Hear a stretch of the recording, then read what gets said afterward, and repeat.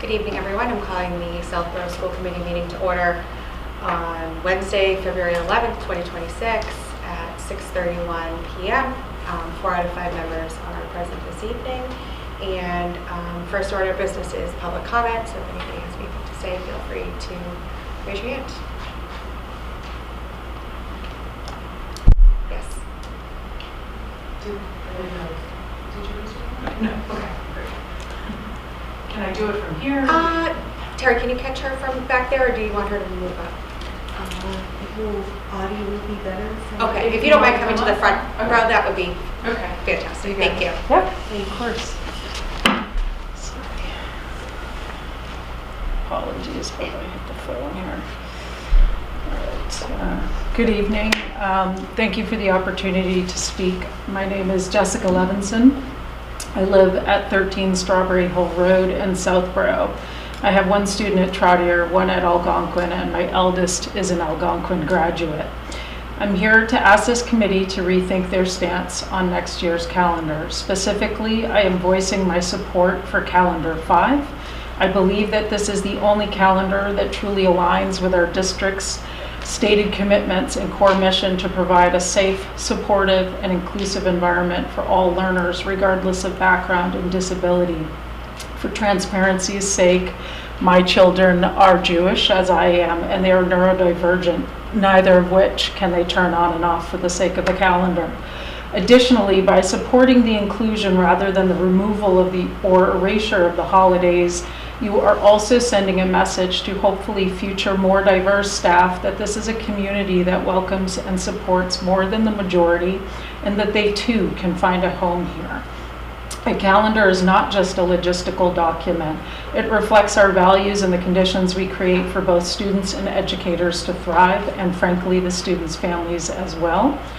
Further, as the Teachers Association letter points out, Calendar 5 provides additional days at the beginning of the school year that allow teachers to intentionally build classroom communities, establish routines, and truly get to know their students before the full academic pace begins.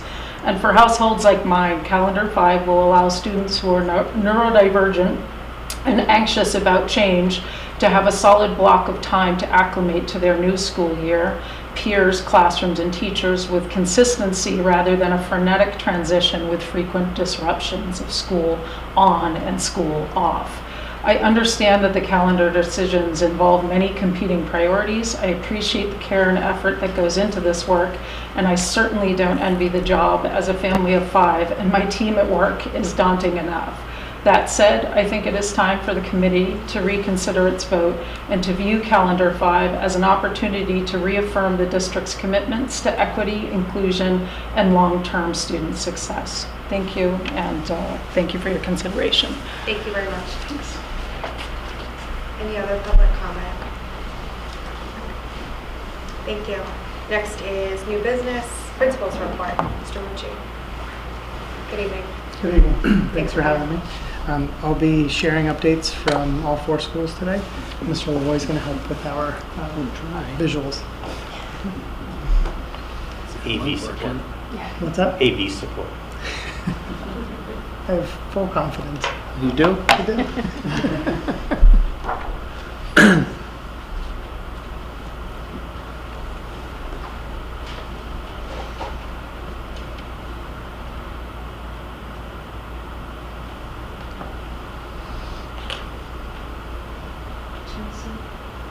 So the board sees, this is what everyone else sees. So it's fine. Thank you. Sorry for the delay, Stephen. That's okay. And I'll cue everyone by just letting you know there will be a trivia question. So pay attention. Pay attention. I like that. Yeah. It's UDL and queuing to make sure that people know what what the expectation is. So the first update would be from the Finn School, and the update comes from Mr. Ryan. The first photo on the left-hand side. First photo highlights some of the work taking place throughout the month, where Finn students are recognizing Black History Month by learning about the many significant contributions Black inventors, leaders, artists, and innovators have made to our country.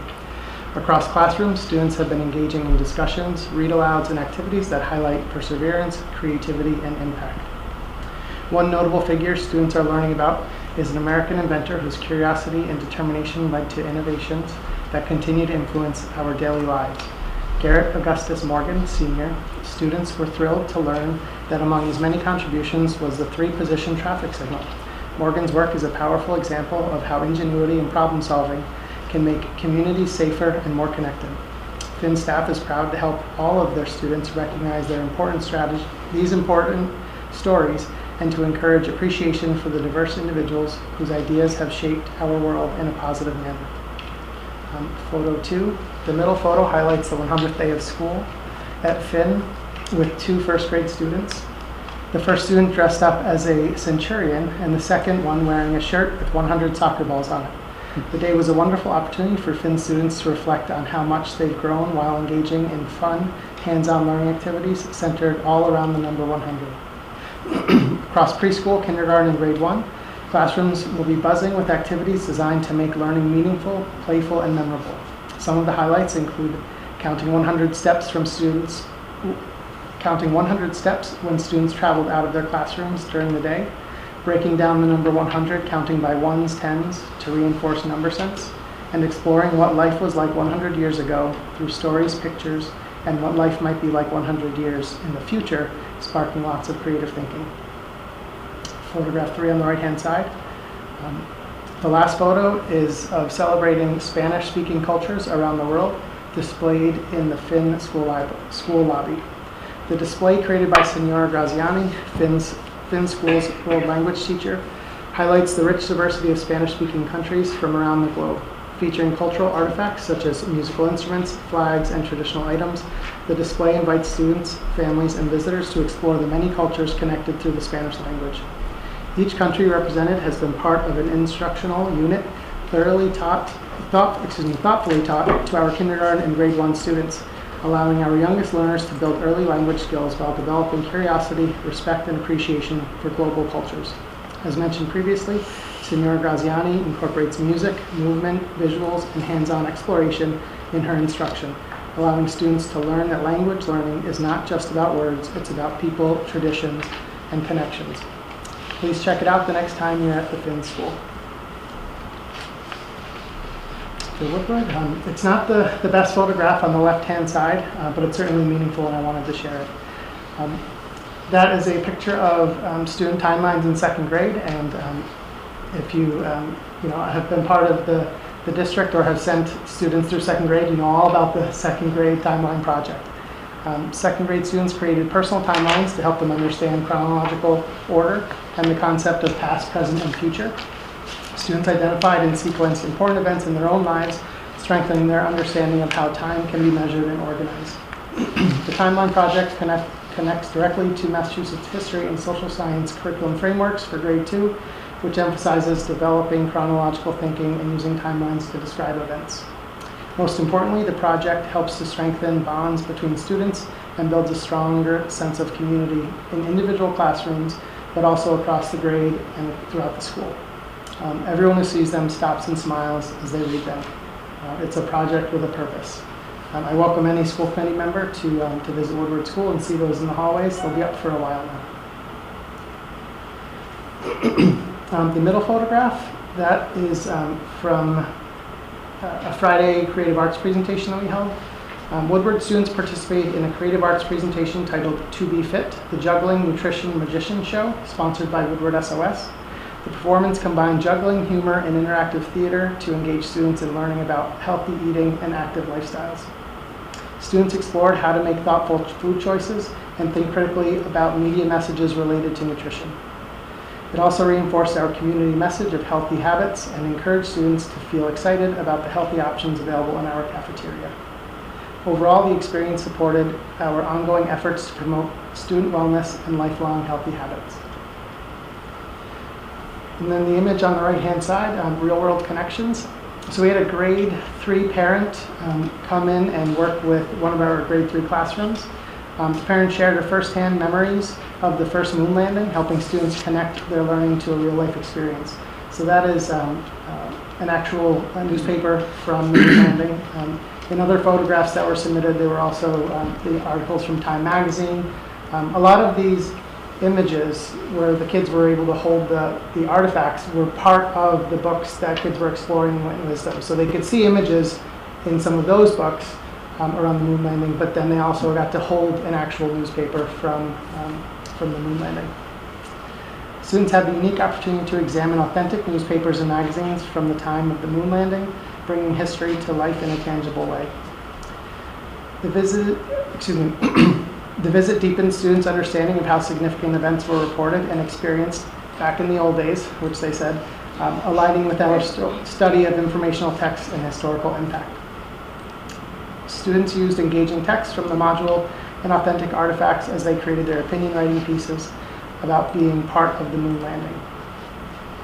We're grateful for our partnership of families who help enrich our curriculum by sharing their own experiences and artifacts. This was an example from a third grade class, but this type of thing happens throughout second and third grade, and we're very appreciative of that community support. On to NERI. So the NERI beginning band performance was held on Thursday, January 15th in the NERI gym. Each of the 75 beginning band members invited one guest to sit beside them in the ensemble, creating a 150-member band.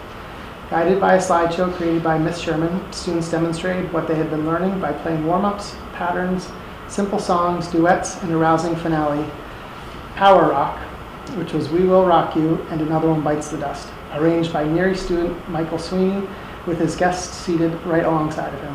All right, so the trivia question is, who wrote those songs? Yell it out if you know it. We Will Rock You and Another One Bites the Dust. Queen. Queen, there we go. Becca. The purpose of the informants is to help families to better understand what happens in band, offer motivation and practice suggestions for at home, and give students the opportunity to share their music in a supportive, low-pressure setting. This format helps build confidence and reduce performance anxiety as students prepare for future musical opportunities. Photograph 2 is the beginner band performance. No, I'm sorry. Photograph 2 would be the photo on the left-hand side, the MWRA presentation. NERI's grade 4 students participate in an engaging and educational assembly presented by the Massachusetts Water Resource Authority. The picture shows the water distribution system that students collaboratively built from the reservoir to the town of Southborough throughout the science lab. The interactive lesson directly connects with our science curriculum and engineering and design standards. Discussion subjects included water pressure, public health and safety, maintenance, repair, and infrastructure planning. Thank you to Chris and Ted for organizing this for NERI grade 4 students. Picture 3. NERI School recently held a whole school assembly presented by the Worcester County District Attorney's Office, led by Assistant District Attorney Julia Barnowski. The presentation focused on defining bullying and harassment and explored the various forms these behaviors can take, including cyberbullying. Students actively participate in discussions of age-appropriate real-life scenarios and reviewed examples drawn from actual court cases to better understand the real-world impact and legal implications of their behavior. In addition, Ms. Barnowski provided students with practical guidance on recognizing bullying and harassment and on strategies for responding to and resolving these situations in a safe and responsible manner. And finally, to Trotter. Trotter's drama team recently hosted an in-school dress rehearsal for NERI and Woodward students, followed by 2 performances of High School Musical. The show was a tremendous success, featuring more than 60 students involved in the cast and crew. Mr. Hershek, to extend sincere thanks and recognition to Ms. Alzapidi, Mrs. Norris, and Mrs. Penzoni for their incredible dedication. From auditions and workshops to rehearsals, technical planning, choreography, ticket sales, and the management of set and costumes, their work is truly endless. Without their commitment, these opportunities would not be possible for our students. One of the things appreciated most about our production is how multi-generational they are. We're able to welcome younger siblings, grandparents, and so many former students back into our building. It truly becomes a community event. This particular show was also a great reminder for all of us to keep our heads in the game. Photo 2. Trotter Middle School wants to recognize the leadership of the Girl Scouts who proposed, designed, and initiated a school-wide digital detox day. On February 10th, our community committed to a screen-free day for instruction within the building. While it may seem like a small gesture, it was an impressive student-led initiative. The students identified the importance of the issue worked with administration and our leadership team to select a date and shared statistics and information around the building related to screen time. This effort provided important food for thought for all of our educators as we continue to navigate the role of technology in learning. Thank you to Mallory Fruitman and Stephanie Provincial for proposing the idea, developing the announcements, and giving us all something meaningful to reflect on moving forward. And finally, Mr. Hershek would like to celebrate a wonderful collaboration between our CASTLE program and SOS on the day of conferences. Our students provided a coffee and snack cart for teachers during a very long day. SOS generously supplied the coffee, snacks, and treats. Lead teacher Alicia Day and assistant principal Mr. Kittleson worked alongside our students to support their vocational goals as they delivered refreshments throughout the day. It was a thoughtful way to show appreciation, support positive school culture, and provide meaningful real-world learning experiences for our students. Thank you to everyone who contributed to making these moments possible. They are powerful reminders of what makes our school community so special. Thank you. Does anybody have any comments or questions? Please. I'll just make one comment about the Trotter play. I had two children who were able to go with school to go watch it, and they came home like, "Mom, you have to go see this. This was amazing." And then my third child had to go Friday night with me, and I've never listened to so much High School Musical in our house because they just play it constantly. So I'd actually never seen the movie, but the kids did a fantastic job, and it was such a nice play. So they did a really great job. Yeah, we're very grateful to the Trotter staff, Mr. Hershek and Mr. Kittleson, and all the people who helped make that presentation possible. We send our third graders, partly due to space constraints within the auditorium, but knowing that it's even more powerful for our Neary students who are getting ready to travel up to Trotter the following year. Right.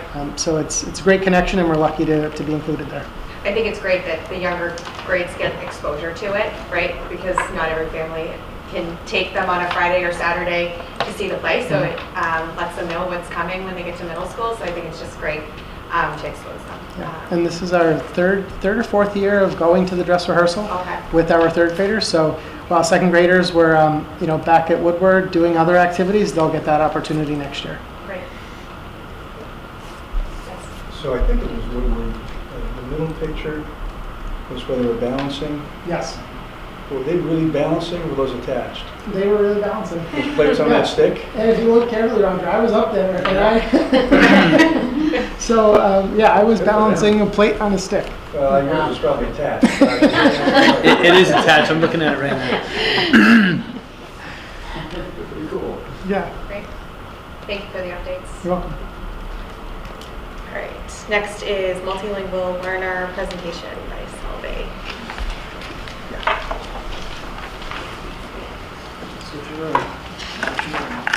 Steve, you feel free to stay, or if you want to swap out, whatever works for you.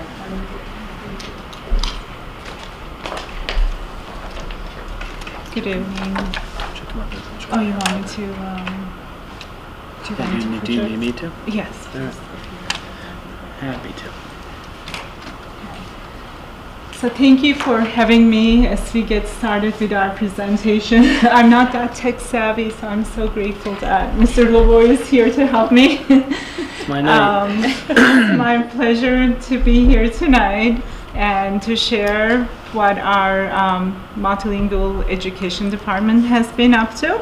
But I like to start my presentation by sharing an experience I had today. So even though this did not happen here in Southborough, it happened in Northborough, I still feel that it's pertinent.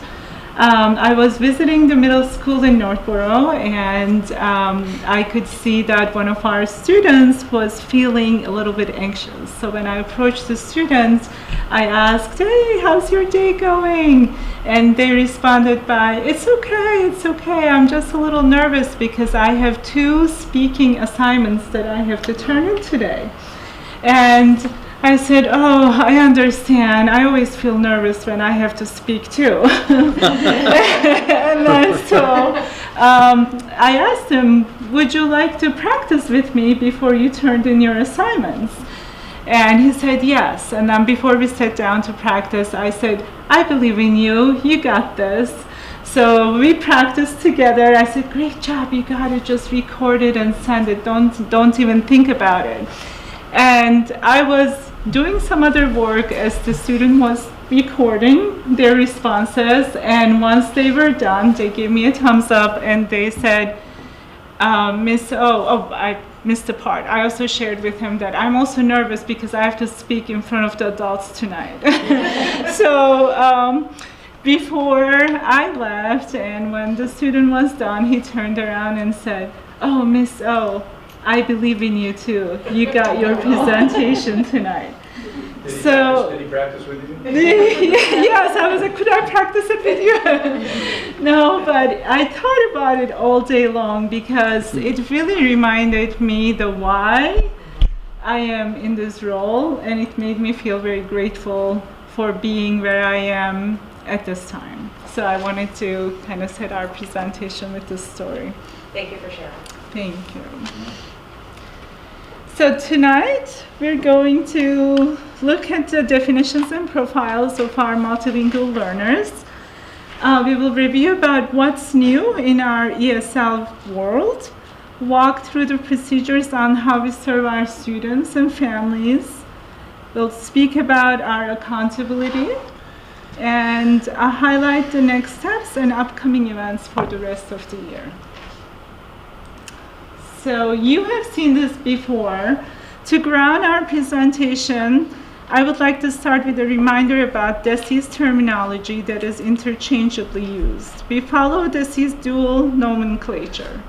English learner, or EL, is our legal and compliance term for reporting and data. However, we embrace multilingual learner, ML, as an asset-based term. This term acknowledges that our students are not just learning English, but are developing complex, high-level skills in multiple languages, and they bring along with them a significant cognitive and economic advantage. We use both terms intentionally, ML for identity and belonging, and EL for accountability. So who are our multilingual learners? The profiles of our students could be multifaceted.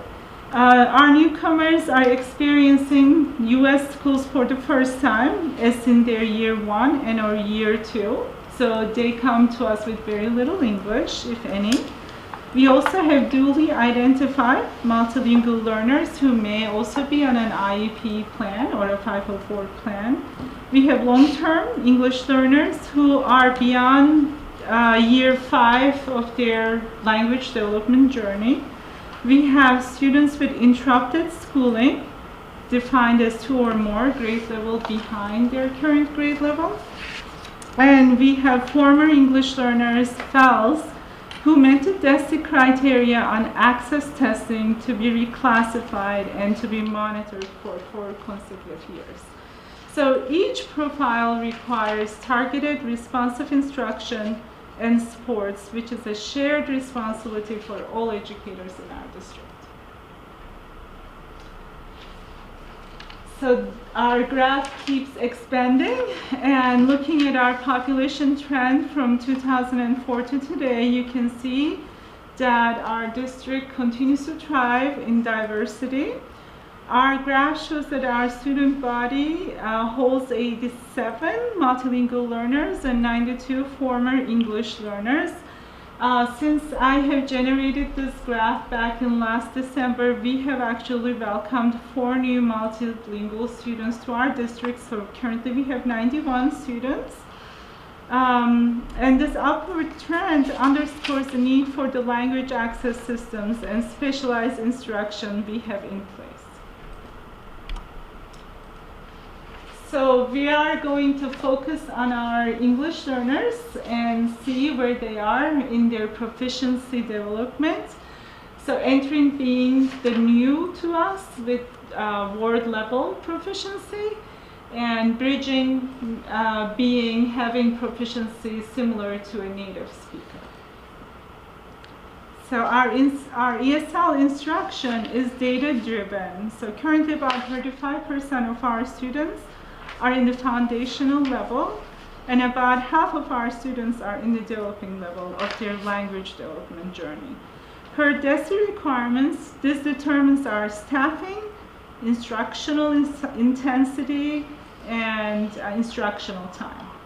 So students in the foundational phase entering an immersion receive at least 7.5 hours of ESL per week, while those in the transitional phase receive about 3.75 hours. As a note, the two of the four students that we just welcomed to our district also are in the foundational level of their language development. So this is always a fun slide to look at. So we're looking at the home languages in our district between our ELs and FELs. So this graph does not include students who are not ELs or FELs, general students who may also have a different language at home. So out of our 179 students, collectively, they speak over 20 languages. And you can see that Chinese is the most prominent language in our district, about 50%, followed by Portuguese, 30%, and then followed by Arabic and Spanish. This diversity is also the reason why we prioritize high-quality translation and interpretation to ensure that every family can be a full partner in their child's education. In my later slides, I will highlight some of the revisions to the DESI guidance, and one of these emphasizes that districts use interpreters who are appropriately trained for the content.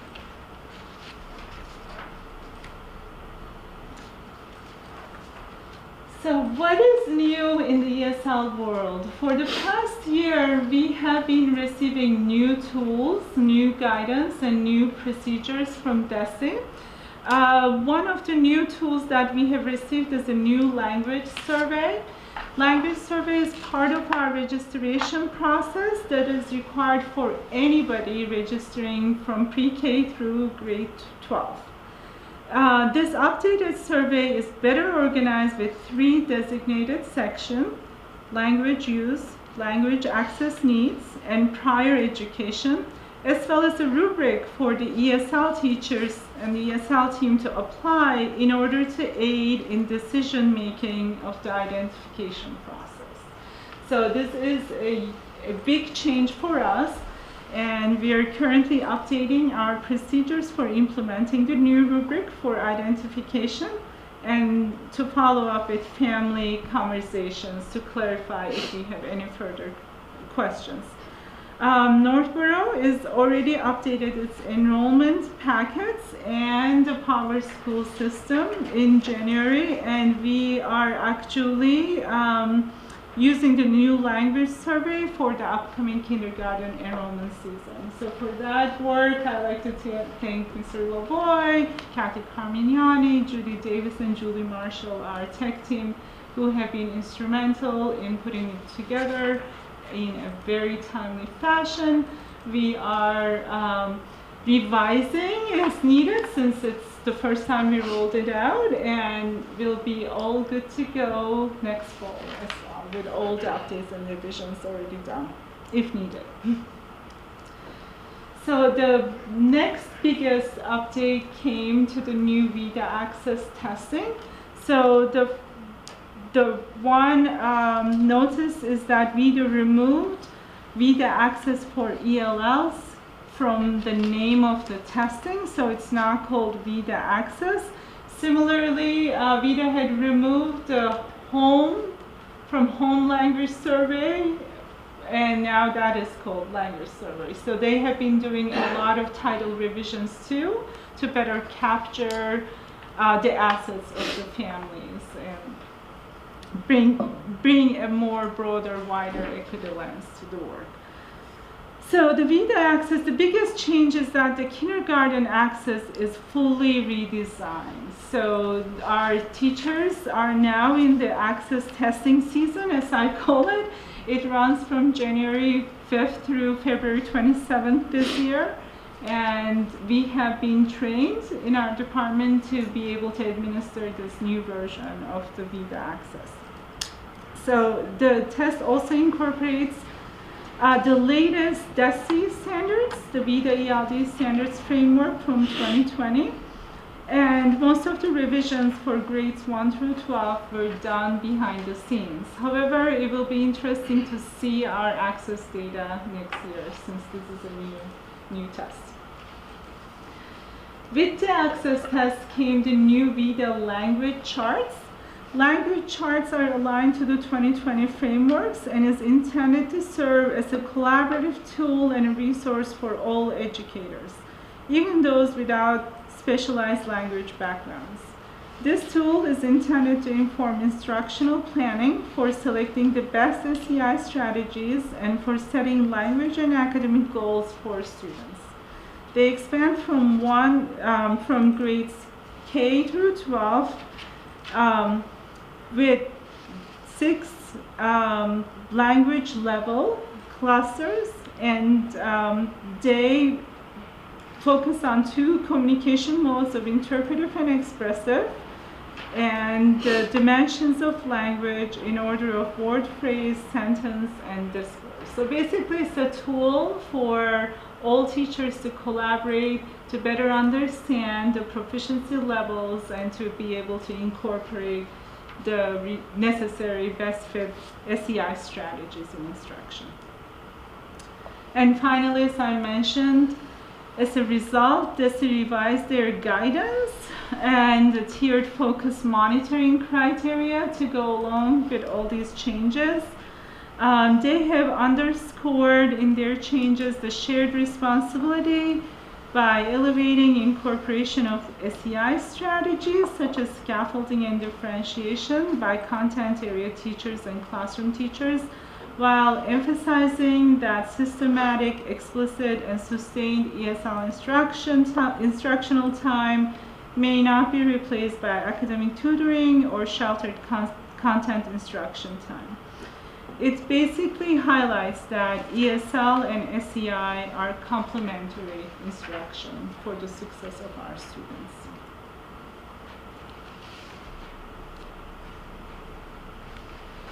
Okay. So our work with our multilingual students really begin with the language survey that I just mentioned. The language survey has a part that if there's any other language other than English, the ESL teacher gets flagged, and then they will be following the new procedures and the rubric to continue in the identification process. If the process requires that student be screened, then they will be applying the DESI preschool screener for preschoolers or the VIDA screener for grades K through 12. That is followed by family conversations where we further learn about the language use and communication that the students are exposed to. And if the student is identified as an English learner, a placement letter is sent home to inform the families.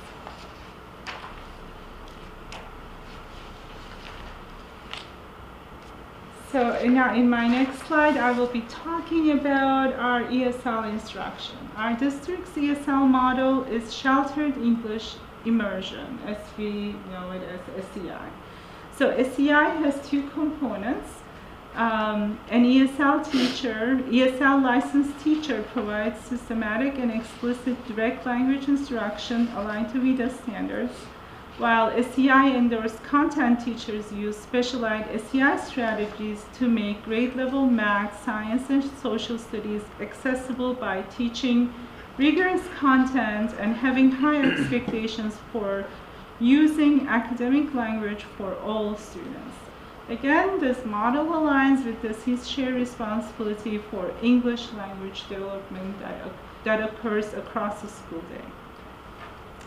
This shared responsibility is facilitated by close and intentional collaboration among ELD educators, content and classroom teachers, specialists, staff, and admin, and of course, again, with our families. Through the use of high-quality instructional materials and having access and engagement via SEI practices, our multilingual learners experience academic instruction that is explicit, scaffolded, differentiated, and data-based, where language barriers are minimized and their linguistic assets are leveraged as a bridge to content learning.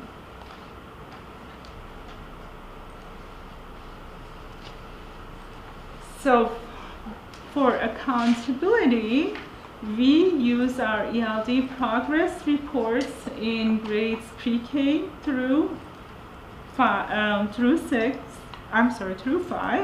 and our report cards, of course, through all grade levels.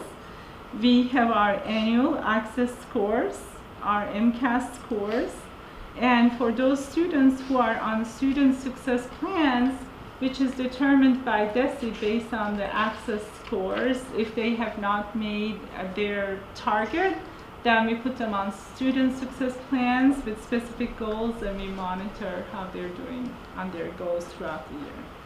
Language growth and academic access move together, and we use our data to make sure that we're meeting all the needs of our students. And as you can imagine, access is one large part of our data. I'm pleased to report that we had 100% participation rate in the 2025 access test.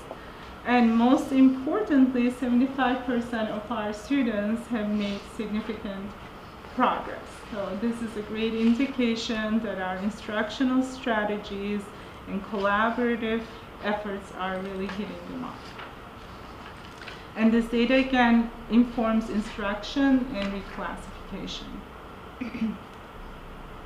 So next steps after our access testing would be that the access reports go home.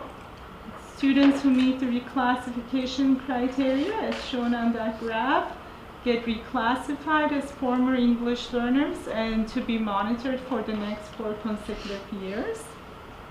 Our parents are involved, and as our 8th graders move up to high school, they then have the opportunity to pursue their seal of biliteracy, further validating the importance of their multilingualism. Finally, here are some highlights of the current work and upcoming events.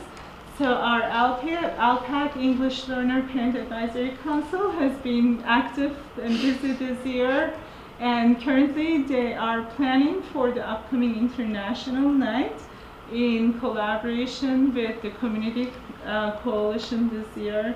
Mr. Martineau will also be joining our next meeting in March to engage in conversations about our strategic plan that's upcoming.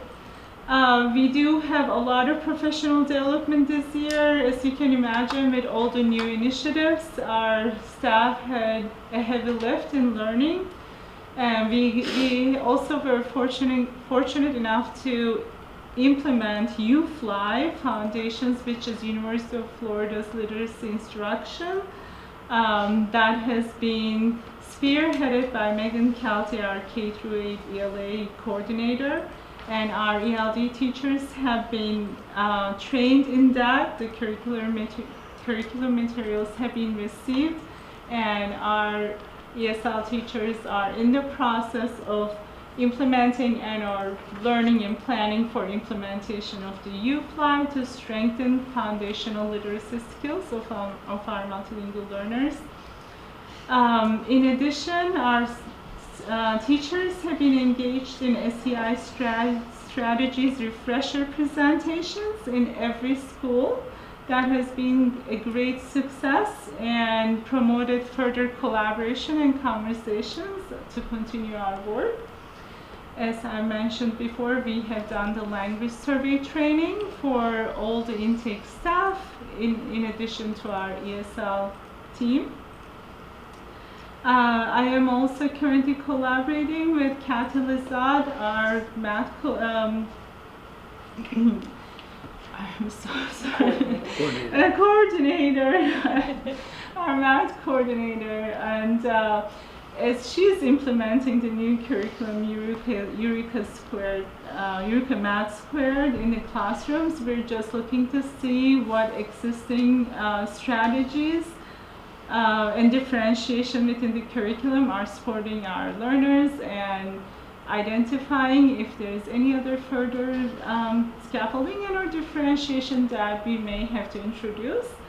Our summer program is going to happen again this year. Our Title III is in process and we are planning an engaging program for our learners.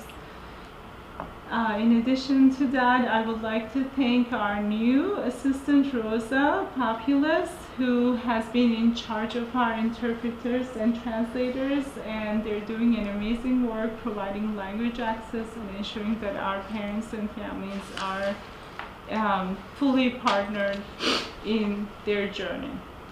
And that's all I have. Thank you. Does anybody have any questions?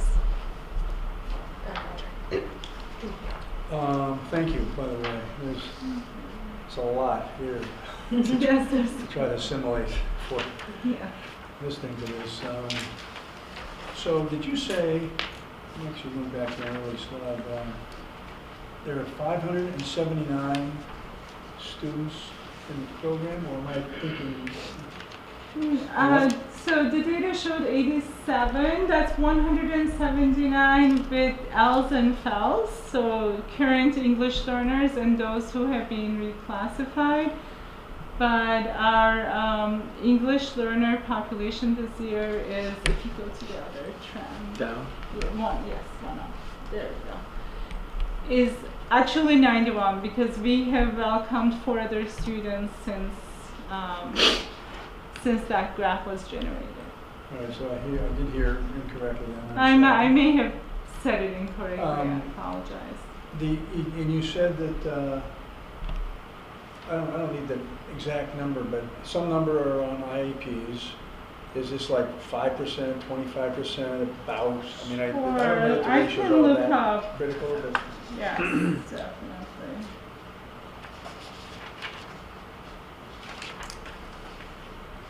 I can definitely give you an estimate looking on for that. kind of a, just So I want to say about 30%, but 30%? that could be more misleading because we have students who are receiving tier 2 interventions and or more services in earlier grade levels like pre-K, and they may or they may not stay there depending on their pedagogical development. Okay, thank you Yes, again. about 30%. Thank you. Anyone else have any questions? Denise? I'd like to make a comment and then have you comment back. Notice we talked about interpreters. Are you challenged by all of these different languages, I can imagine, to be able to speak to parents? Sometimes we are. Sometimes we do not have an interpreter or a translator that's readily available. However, we do work with outside agencies, and although that's rare, that is available too. So I can imagine it's a challenge. it is both a challenge and a privilege at the same time to walk this journey in their shoes. But we do have highly trained interpreters and translators in our district, and we're very lucky to have them work with us. Thank you. Thank you. Anyone else have any questions? If we go back to the graph for the EL to FEL, like is that seen as progression? Like is the goal to move someone from English learner to former English learner? And then is there so if you like look at that the graph that we were just on, like if we look at last year 91 going to 92, essentially all of those, like I assuming that you're always sort of trying to bring that EL number down while raising the former English language number. And then if that's the case, is there a certain goal that you have on Mhm. average? Understanding that every student's going to be a little bit different. Absolutely. You know, what is sort of the measurements for success of progressing a student from English learner to former English learner? Mhm. That is a great question. Yes, so the journey is about 5 years. So within the 5 years, we expect them to be reclassified as a former English learner. However, we have such a transient population that from year to year, that data is not really continuous. So we have processed 60 applications this year. And I believe from those 60 applications, we had 32 new Ls coming to our district. So the 87, but we welcomed 4 others. So the 32 of them are brand new this year, right? So it's not exactly. So it makes it very challenging to have. For some students, it's easy; they stay with us throughout their entire journey. But some students are here with us for a year or two. Then we lose the rest of the story. But the goal is, yes, within 4 to 5 years. Actually, DESE has a target for them, and that target begins after year 2.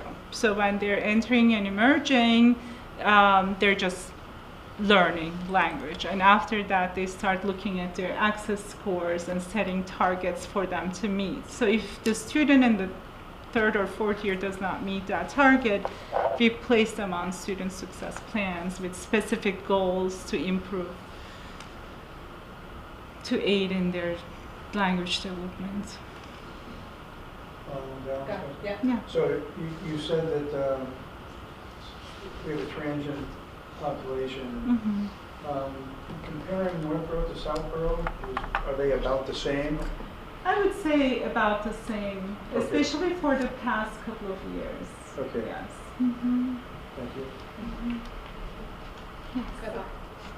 Yes, my question was, you were explaining a bit about, welcoming new students and families, and just to get some clarity. Mhm. So for new students that are coming in as, kindergartners, for example, are you saying that there's a new process for identifying, who needs additional, support? Or I know with kindergarten, if you check a little box, then you get a letter and the kids come in. Is that the same process, or is that changed? So the kindergarten registration is the same. What we now have to do differently is the language survey part of that registration. DESE provided us with a rubric to follow based on the first 3 questions of that survey, which is about the language used at home. So if we see another language within those questions, we apply the rubric and then follow the procedure for screening if needed and family conversations to identify or to make a determination if the student is eligible for ESL. Mm-hmm. On the slide where it outlines the number of hours per week that the student's getting support, are those pull-out hours, or are they push-in, or is it a combination? Combination. Okay. And you see the number of our student population is different here because when they're in pre-K, we do not classify them at a proficiency level. They're just too young. So the first slide says 87, this one says N equals 78 because we don't have our pre-K students in this one. Okay. But it is the total number of ESL instruction, push-in or pull-out. Okay. And for the tools that you referenced that the teachers are using, is that for general education classroom teachers, or are those specifically for the EL teachers? So they are specifically for the ELD teachers. However, our ELD teachers are bringing those into their one-on-one meetings, PLC meetings, common planning meetings, to have a common baseline to understand where our students' proficiency is at this point. Okay, great. Anybody have anything else? thank you for all the work that you do Thank you. with the students. I know it's greatly appreciated, and thank you for the presentation. You can tell your Pelican student that you did a great job. Thank you. Thank you, Regina. Thank you for all the work you do as well. Thanks, Phil. Thank you, Sil.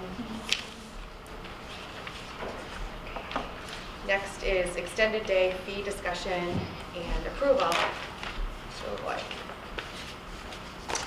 Yes, so included in your packet is a memo that was sent to the committee. Want to really thank Becky and the team for their analysis as always. We've been doing this for a few years now, and really do a thoughtful analysis as numbers come in. So the recommendation for the upcoming school year is to keep the existing 25-26 rates for the 26-27 school year.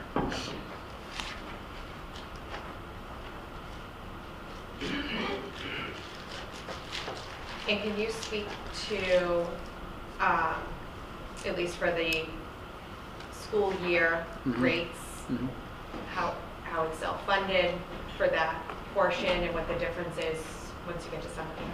Yeah, so the school year program is the one that is most customary for 5 days a week, and is laid out on the chart here for the charges. And really there's a lot of customization. Really want to thank Carrie for that. So families, it's not always a 5-day-a-week program for everyone. They can be selective with the days of the week that they choose, and then that's how their program is built. So the way that builds out is there is a lot of flexibility with that. It's not just straight across the board. So we do have to do an analysis based on the daily enrollments to make sure that we are meeting those thresholds to cover all the expenses of the program. And when was the last time we raised rates for this, do you know? We did a small increase last year. Small increase last year. Okay. And we've been able to add more services to this program and maintain a rate that is pretty consistent with what the rate was when we took it over under the school department? Absolutely. Okay. Yes. Okay. And you want to talk about summer? Summer as well. So one of the pieces of it is that we do separate the programming for the summer fun club rates. Those are ones that we have looked at very closely, especially the field day trips. Those between the fees for the different activities that Carrie and her team put together, as well as the transportation, has always been a moving target, certainly with increases the last couple of years. But we feel comfortable based on last year and what we're proposing for the upcoming year that these rates are going to be successful to cover the vast majority of the programming. And this also would be the cost for any holiday programming that Yes, it does. SVP is running? Yes, it does. It does Okay. include rates for those types of days as well. Okay. And those, from my understanding, are usually full? Very full, very fast. Yeah. And always a Gotta wait be on list. it. Yep. Okay. Yep. Has there been any discussion on being able to increase capacity for those days in particular? For those days in particular, it's a combination of factors. If they land on days that are professional development days for the district, a lot of the extended day staff, we'd like them to participate in that as Okay. well. Yeah. So we want to make sure that ratio is still held tight. Carrie's always looking at what type of activities they can do to make sure to maximize it as much as possible. But that's certainly something that we continue to look at. Okay, great. All right. Anyone have any questions on the rates for either the school year or the summer and holiday? I'm just curious if you know if there's currently a wait list for extended day for during. There are a couple of days at certain schools that have wait lists, like the middle, Tuesday, Wednesday, Thursdays. Typically are the more popular days, and they will typically have a wait list. I think 2 out of the 3 schools have a wait list at this time. But it is lower than it has been previously. We've been able to expand some staff in spots, so it's been a good balance, and probably for the first time in a long time, we're not understaffed, which is a good thing. We've been able to do some recruitment and people have stuck around. All right. And you need a vote on this, right? Yes, please. Okay. So I'll move that the school committee approve the extended day fees as presented this evening for 2026 through 2027 for SCDP. Do you want to add about the fact that they matched the existing? Did not have. 2025, 2026 Okay, rates? so I'll add to my motion that the rates are consistent with the 2025 to 2026 rates. Second. Any discussion? All in favor? Thank you. Thank you. Can we just take a brief recess to check the audio on the Sam? Just want to make sure that everything that's said on this side of the room is captured. So we'll be back in session now at 7:30. Apologies for the recess. Okay. And we'll go on to approval of grants and donations. Does anybody want to speak to any of them? Sure. So we can talk about the updated regulations regarding timeout practices. We received a grant of $50,000.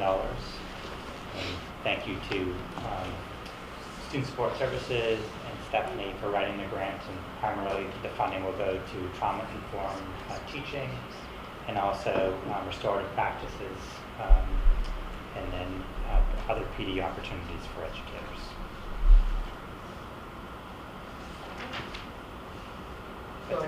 Okay. Do you want to speak to the next two? Sure. I'll Okay, just so move along memento. the same. So Mary Ellen Duggan wrote a grant and received a grant in the amount of $1,500 from products from Free Period Ministry of Hingham, and that is for female advantage. Great.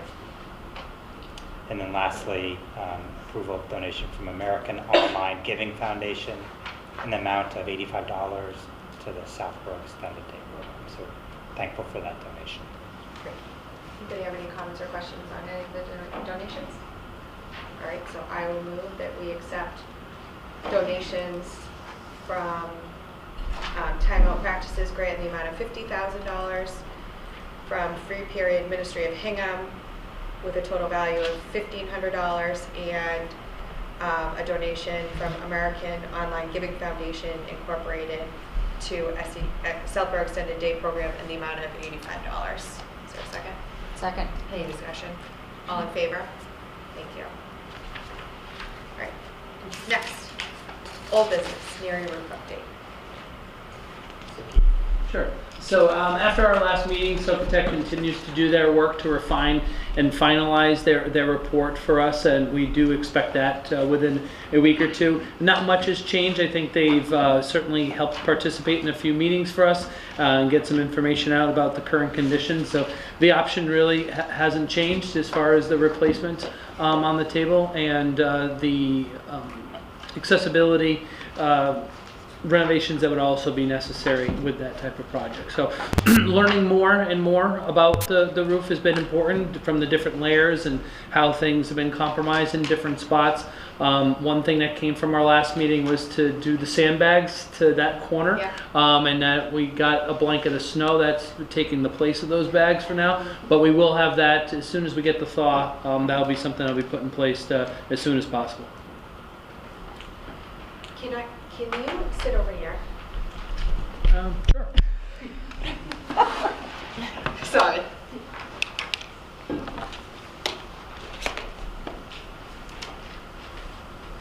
Sure you're gonna want me next? What did you say? Not chair, I'll take it. Chair. Okay. Come on.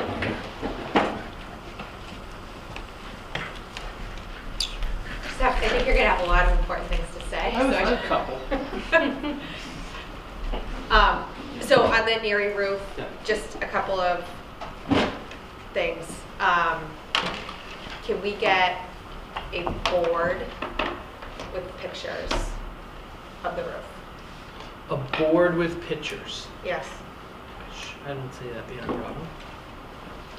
I think it would be A helpful. display board. Yes. Right, Yes. checkbook.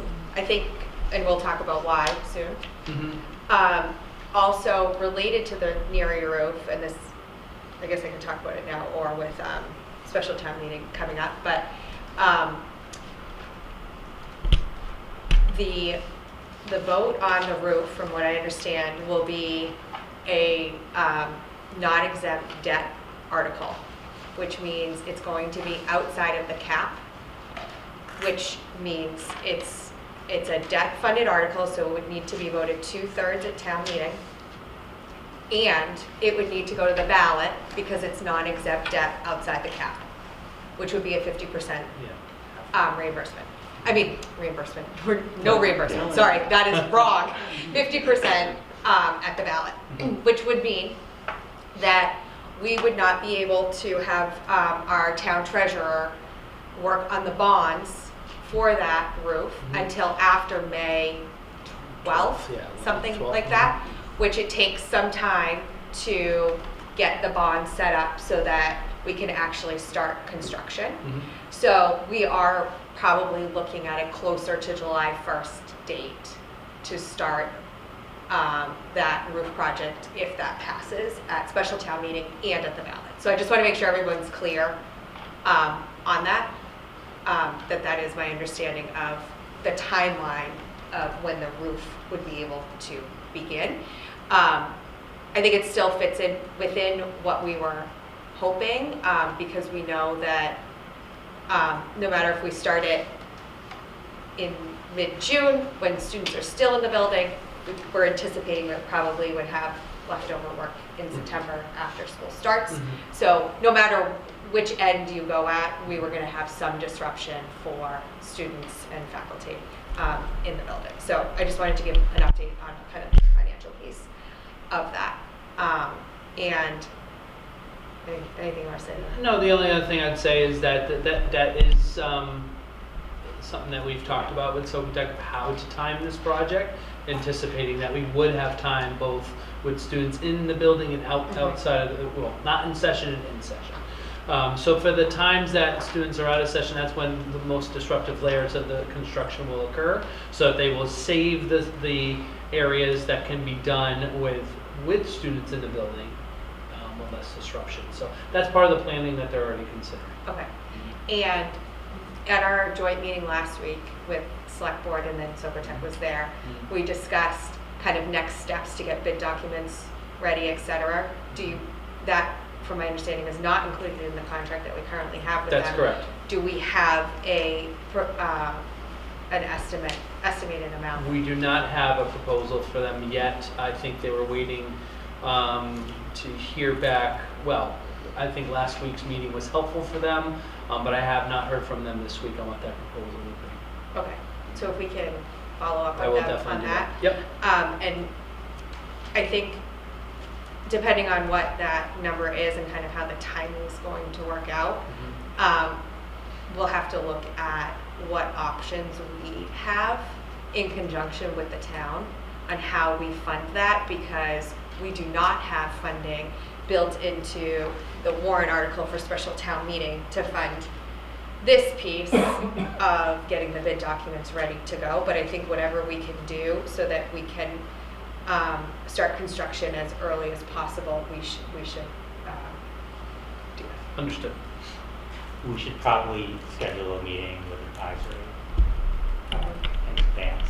Yes. So that we can start the conversation about how we fund it. Yeah, I think we should know the number though. Correct. Okay, so once we know the number, But I would say schedule a meeting and then we'll get the number. okay, And then, okay. So that would be an off-site goal. yeah. Okay.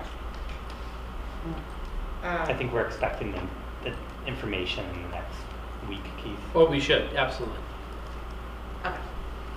I mean, to add to the board or any sort of other information, you're posting that board's available at town meeting, I'm assuming? So I'm gonna get to our public outreach plan. Okay. Yes, but I think the screen, I mean, my guess is we're gonna be divided up into multiple rooms. And Yeah. that this, I'm not thinking that this is gonna be like enormous, but Socotech is gonna be at town meeting and presumably doing a presentation Yeah. and displaying pictures. I'm more thinking of like community forums. Okay. Uh, I mean, well, I'll save it then for when we talk. Okay. We're going to talk about that in a second. Okay. Anything else on the Neary roof? I guess, are we prepared for once the snow melts for the sandbags? Yes. Okay, like we have the material? No, we have a couple quotes in, and we have, I mean, roofers are very busy right now with ice dams and everything else that's going on. Yeah. But what we're trying to do is line up a potential thaw for them to be able to come in and do that work quite readily. Okay. Have we had any new leaks? It's frozen, no. Melted a little A today. little today, but nothing significant today from what I was told. Okay. Or was it So we just today? gotta keep it frozen until June. That'd be great. Okay. Yeah. All right, great. Trotter roof update. Yeah, so the Trotter roof update is pretty similar from what we had discussed last month. Our team is awaiting the MSBA meeting where they put forth the proposal that they put together and the budget for their approval. So it's not just the budget itself that's approved, it's the actual project that MSBA reviews.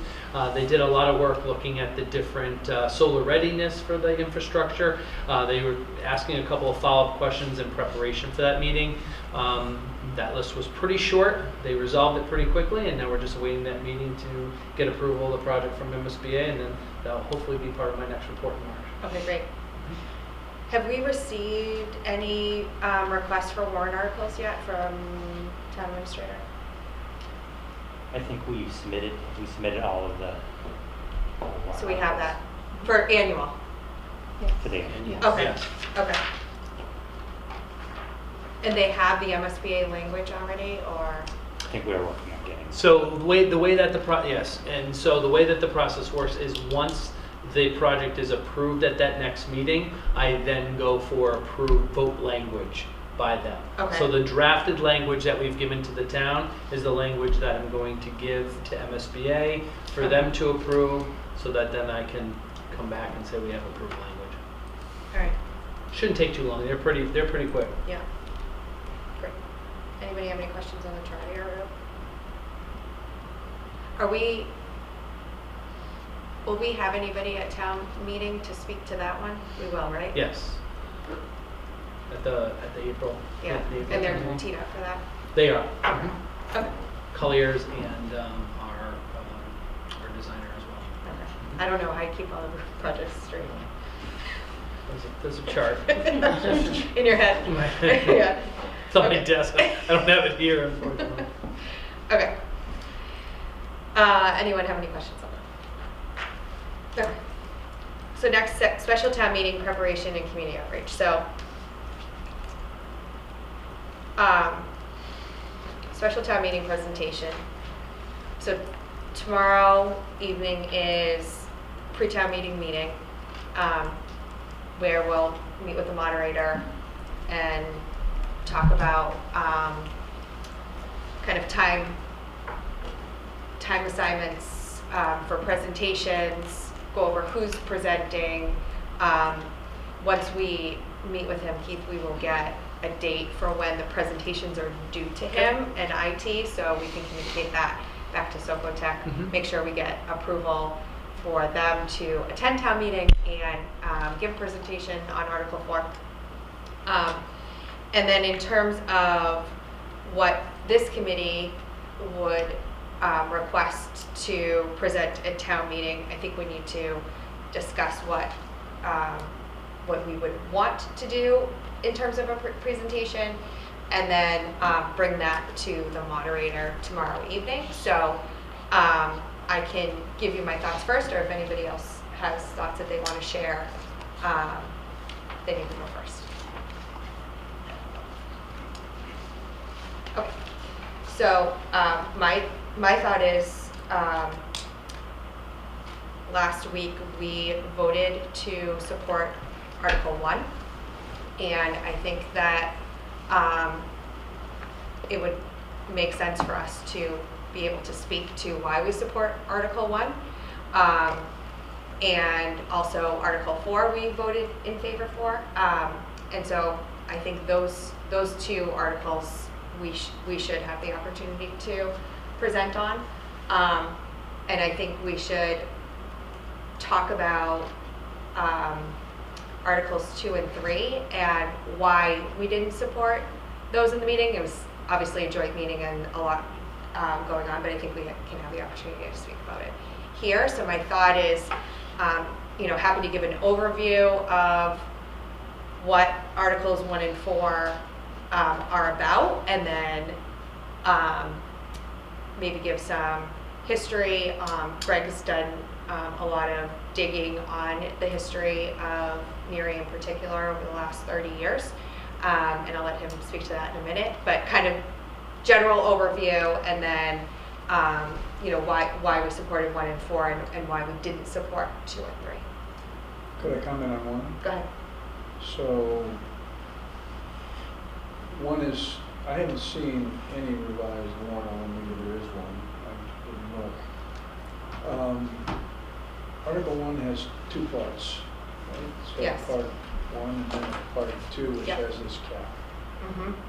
Target. I'm sorry. Target cap. I'm sorry, the target cap. Yep. Are we, and I think it's fair to say that we were working as a committee and also with the select board to be unanimous, okay, Yeah. on these articles, but I think that there was concern about even the target cap Yeah. part of Article 1. Mm-hmm.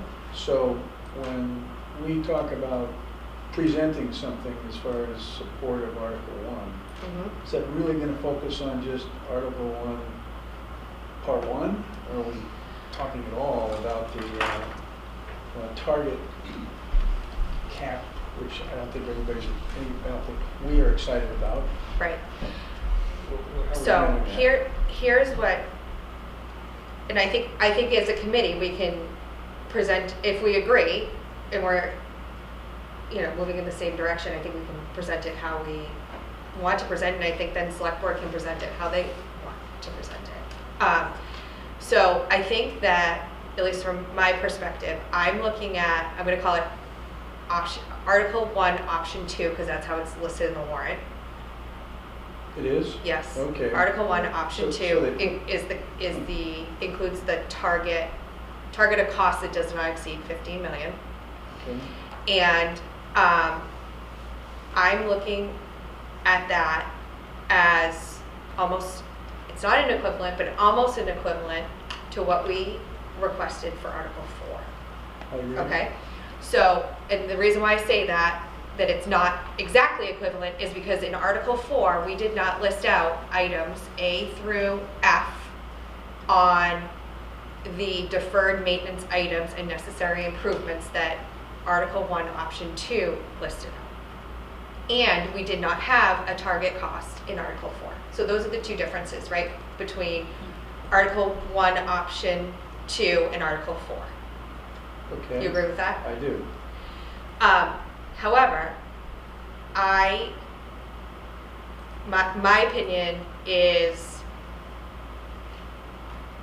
because we added in a target cost, we'll still know what the cost is of the deferred maintenance items and necessary improvements. And presumably, Article 1, Option 1 is going to give us the detail of every code compliance item that would need to be done in order to get Neary up to code.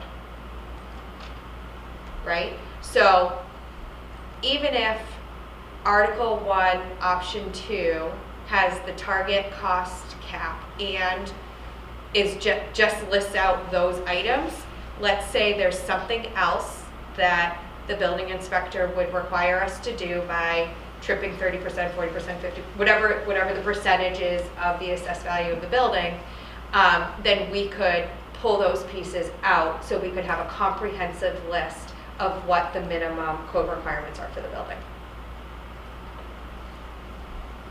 But I think in our presentation, if we're going to make our own presentation, we need to say that if this is what we agree to, that the school committee's position is that we should look at minimum code compliance for the building as part of this article, and that we are not committing that it will be less than 15 million. 100%.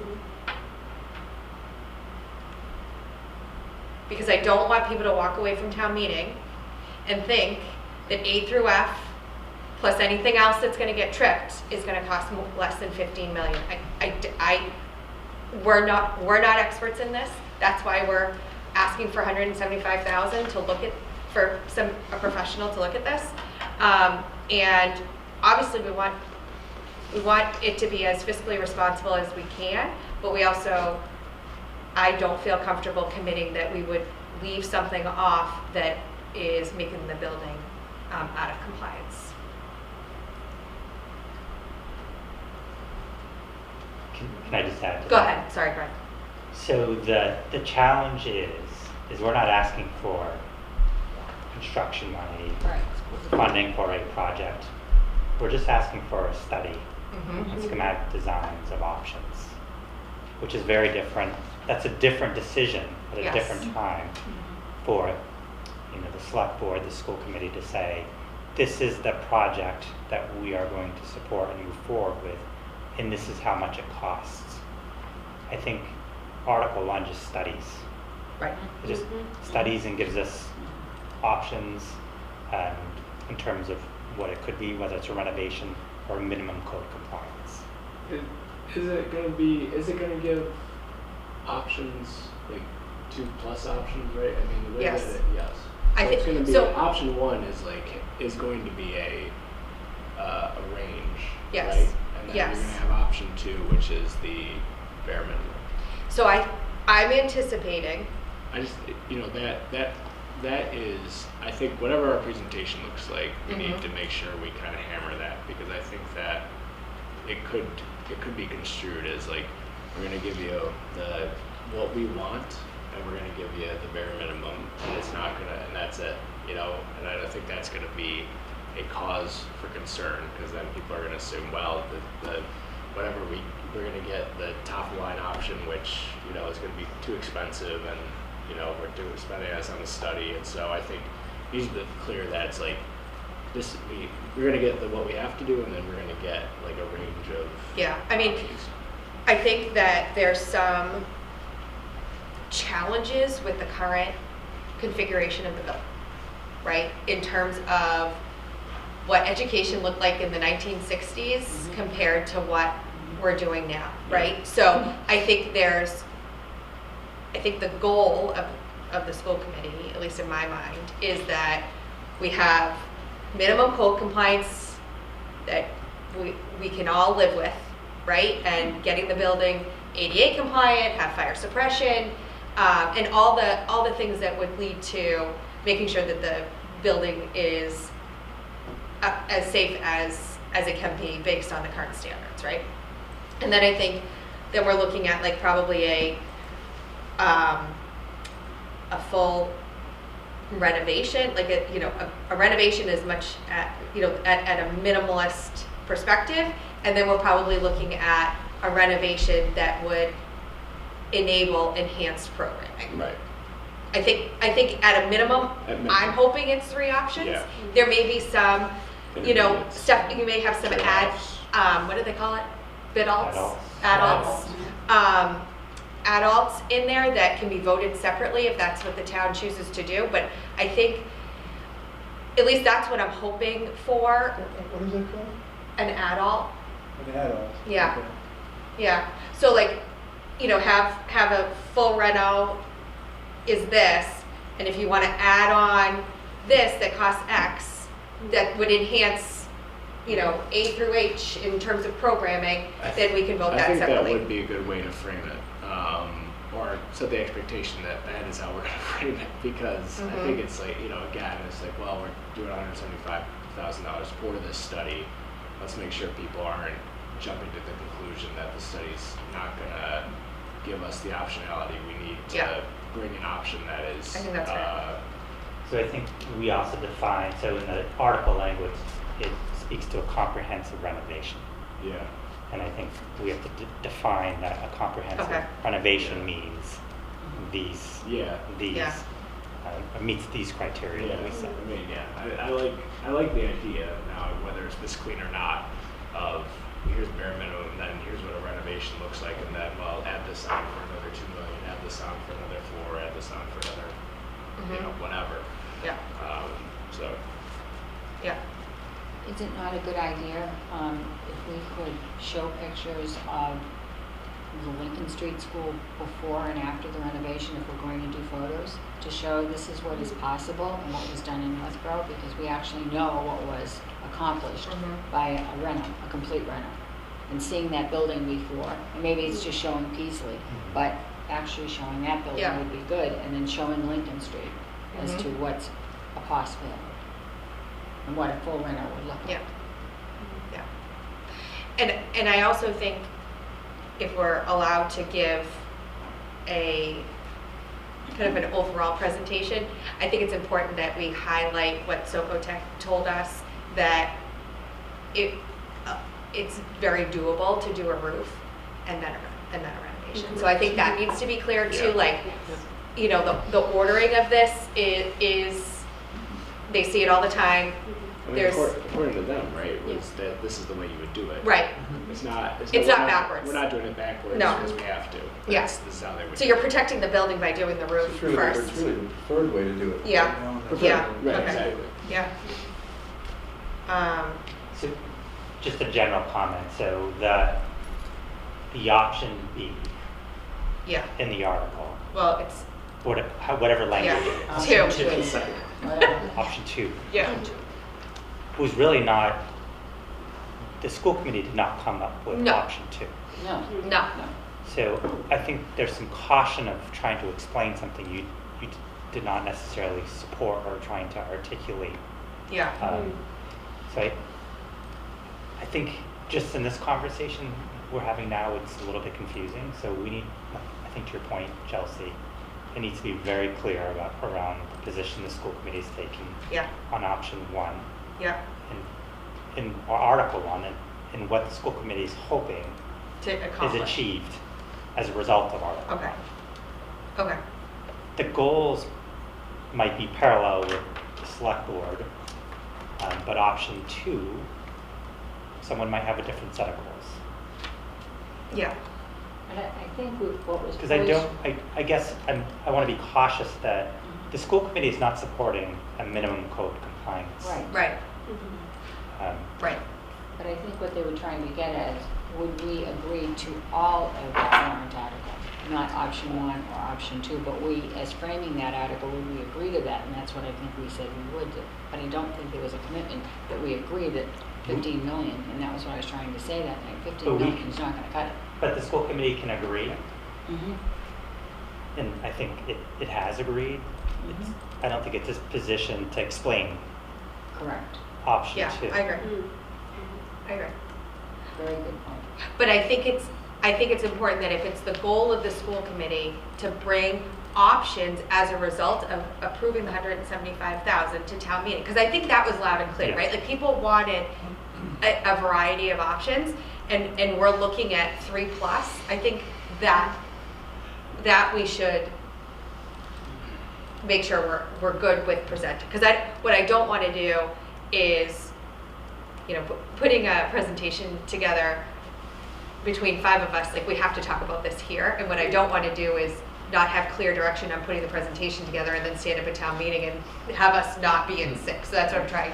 So it's going to be a little bit of a lengthy conversation just to make sure we're in the same, we're going in the same direction. And I think under the option 2, if things are enumerated, then the townspeople can see actually what those elements would cost and how they're going to add up to that number. Yes. Which I think is really important. Mm-hmm. Yeah. Yeah, I don't know that option 2 listed everything that we would want to see in one of the, let's say the three things that come out of option 1, if you will. Mm-hmm. You know, bare minimum, but still bare minimum is Yeah. It's bare minimum still is a number of things, right? Yeah. And then,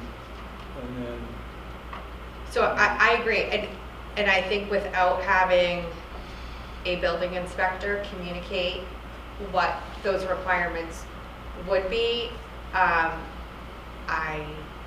agree. And I think the purpose of Article 1 is to get an understanding of the comprehensive renovation and minimum code compliance, and the two are connected. And I would imagine that the minimum code compliance, it would be, okay, it speaks about 15 years. So there might be choices, okay, here's a 15-year Yeah, heating system option. yeah, Here's a 50-year heating. So there's going Mhm. to be some degrees of options within right, option 2, yeah. which is confusing.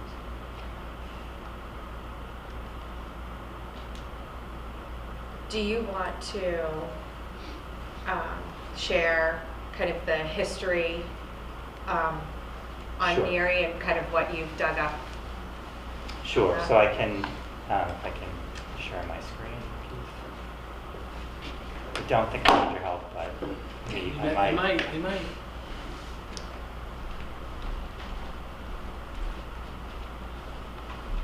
Go ahead and try to start it.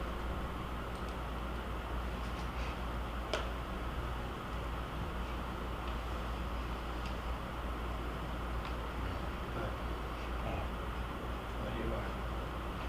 need to start that. All right. So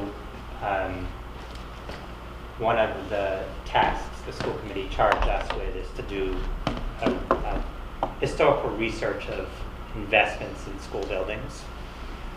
So we went back to 2000, and in the year 2000, at a November 13th, 2000 special town meeting, there were articles that totaled $21,211,676 for the following projects: an addition and renovation of Mary Finn School, an addition and renovation of Neary School, an addition and renovation to existing building of Woodward, and Trotter was built in 1996. In 2000, it was being asked to expand due to enrollment increases. So it was an addition and renovation of Trotter Middle School. So that passed by 2/3 at town meeting, and it passed by 2/3 on December 16th at the ballot. Fast forward to April 30th, 2001, there was a special town meeting held. The total authorization did not change, so it was still the $21 million. But what the articles amended removed Neary School in the addition and renovation. It changed Woodward School from a addition renovation to demolish and a brand new build. And the addition and renovation for Charter Middle School did not change. So in 2000, November, the voters of Southborough saw a need to renovate Neary School. Because of increasing enrollment, there was a special town meeting in April, and Neary was removed to support an increase of enrollment at Trotter. 25 years later, we're talking about renovating Neary. So I think this is just good history that the town of Southborough has been talking about its buildings for many, many years, and that 25 years ago, Neary was voted and approved for a renovation. That has not happened.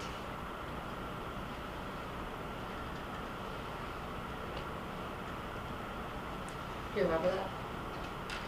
I don't remember it. well, I don't, well, I didn't mean to put you on the spot, sorry. no, I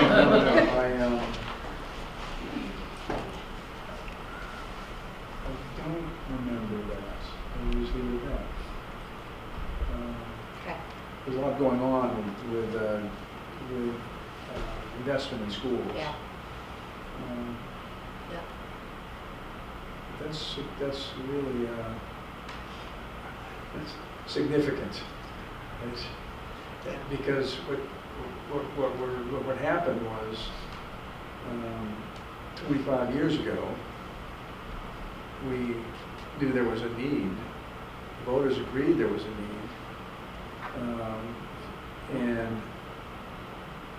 and then nothing happened.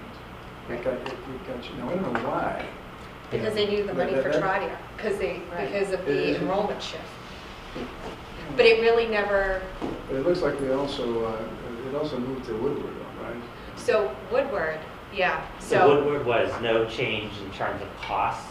What they had learned was a renovation addition was the same amount as a new build. That makes perfect sense. And in 1996, they renovated Finn and added to Finn. And I think the learning from that project was, let's not do that again. Let's do a new build.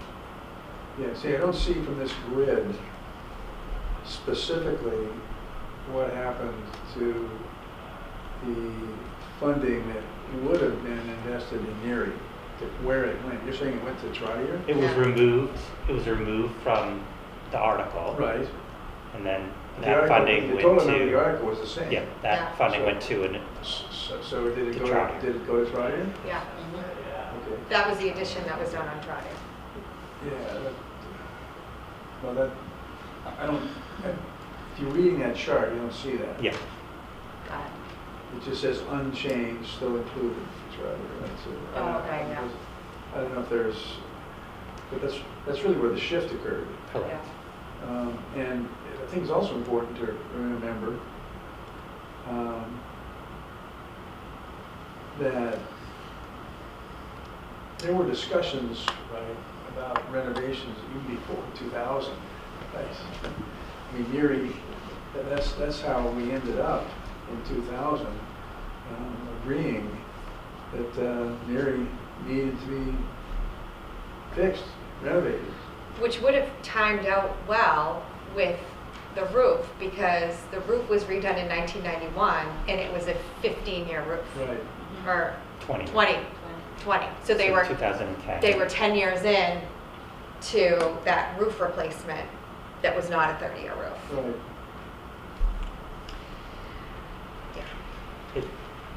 And again, it's not. It's just history, Yeah. but important for people to know that Significant. in 2000, Neary was slated to be renovated. Well, because the comments have been made off and on, well, why have we let Neary go? Why have we let Neary go? We decided not to let it go, and then changed our mind in a year. As a town. It didn't change the need. The need was still there, and also 1 year more. But okay, that's an interesting. The history's interesting. I certainly don't remember I don't remember the discussion that occurred because I was at the town meeting, but I don't remember the discussion that occurred related to when that language got removed. There had to be some discussion from.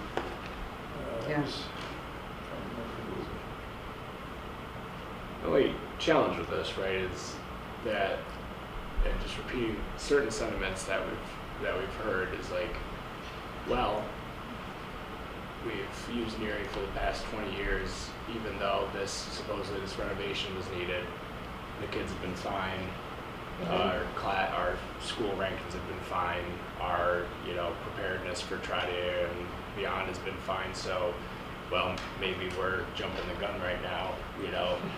I don't believe that. However, you know, if you know, if there is sort of this cynicism around what we're going to support, then this, you know, that you could twist, you could interpret, I should Yeah. say, it's not necessarily a twisting, you could interpret that as that now different people, different people in the town, different school board, different everything. Right. So Right. you can't draw a corollary there necessarily, but it doesn't stop people necessarily. Right. Okay. So that's the history I'm hearing. Anything else you want to say about Article 1? No, we are meeting with Andrew Dennington Mhm. on Friday. We've had a couple meetings around, you know, making sure we're framing the articles, Yeah. telling the overall story of how we got to where we are, focusing on listening. You know, here's what we learned from the NERI project and what the voters shared with us. So Chelsea is working with Andrew on that, and Yeah. I do think having independent presentations might be necessary to make sure that the school committee is articulating its vision and its wishes. Okay. So Article 2. And I can group them together if you want. Articles 2 and 3. Okay. Should. So over the summer, we did say that we could envision, with the appropriate additions to Finn and Trotter, a reconfiguration of grades and decommissioning NERI to keep with the educational programming for the Southborough schools. And we unanimously did not support Articles 2 and 3 on the warrant, which for anybody who's not familiar with the warrant, Article 2 is to expand Finn by 1 grade and Trotter by 1 grade, and then Article 3 is to expand Finn by 2 grades. And I think given all the feedback after last spring's town meeting, the cost,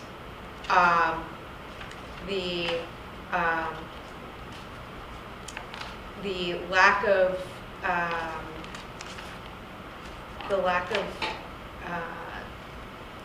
want to reduce our transitions. I think people didn't latch on to that.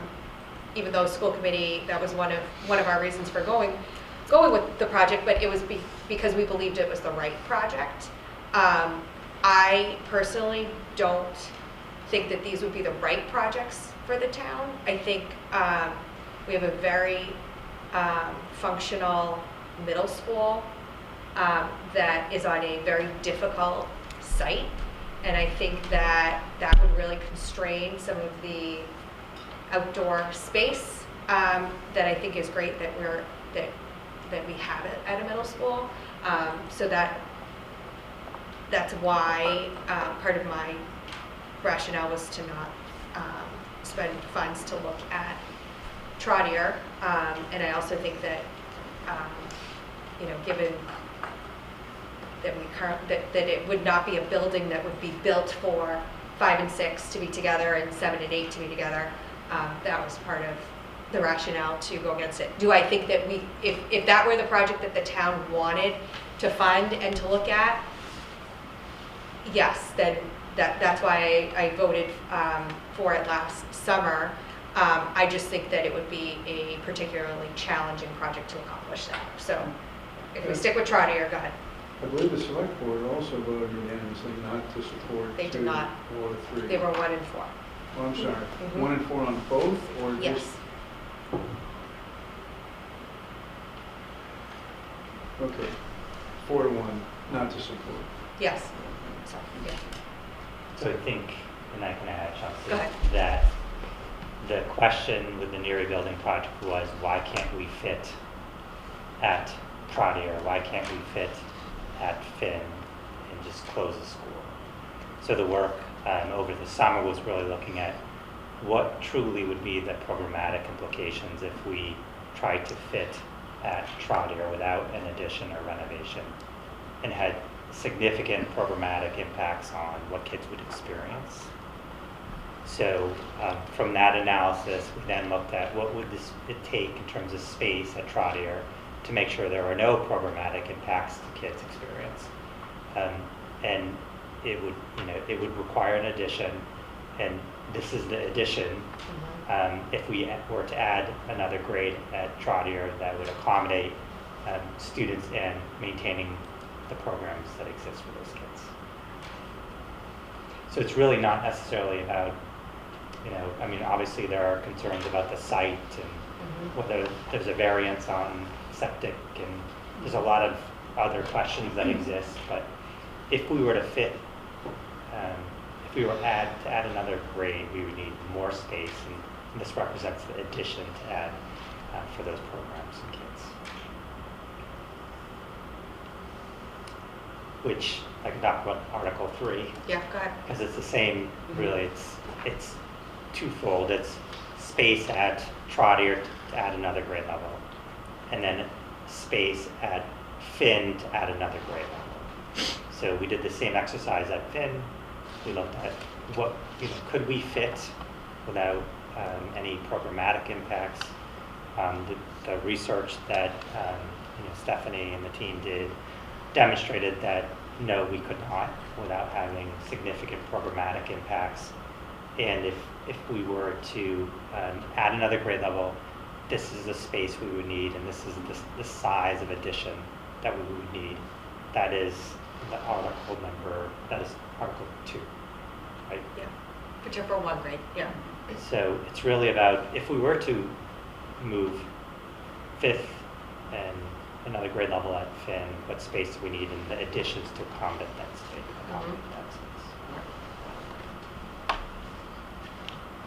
And then Article 3 is the two grades at Finn. So Article 3 would be the 4-grade school, so it'd be actually 5-grade pre-K, K1, 2, and 3 at Finn, so it'd be at Reno, and then Woodward would become 4 or 5.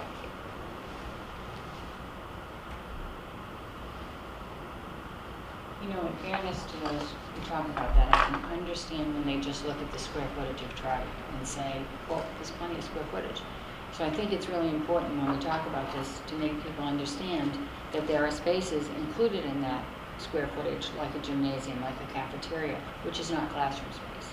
And I think that the hesitation is people are just looking, some people, at the square footage versus what's inside the building that cannot be classrooms. And the configuration doesn't lend itself. I mean, we have science labs here, which we need, we can't change. So some of that square footage is not amenable to what they want to do. And again, they're just looking at the gross number. So I think part of Article 2, the presentation that will be important, I think Dr. Reinhorn is probably the person to do that, is really to talk about here are the impacts of the programs that we can expect if we were just to try to fit today. And here's why we need the addition to add these spaces to continue the great programming that kids experience. Right.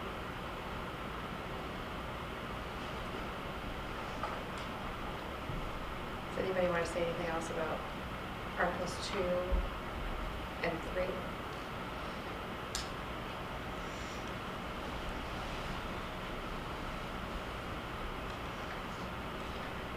All right, so then Article 4 has 3 parts to it, meaning 3 parts make up the 6.85 million. So 4.5 is the roof, 2 million is the ADA, and then the rest is related to a code-compliant repair to Neary. So, as we discussed last week, if Article 1 passes, that amount would be amended on the floor in the motion to be 4.5 million, which would be for the roof. As I mentioned earlier, this would be a 2/3 vote at town meeting. This would be the only article that's 2/3. The others are 50% because they're getting funded from free cash. And if Article 1 does not pass, then we have a number from Socotec on the $2 million ADA requirements. And that would be triggered depending on what the assessed value of the building is by the assessor card.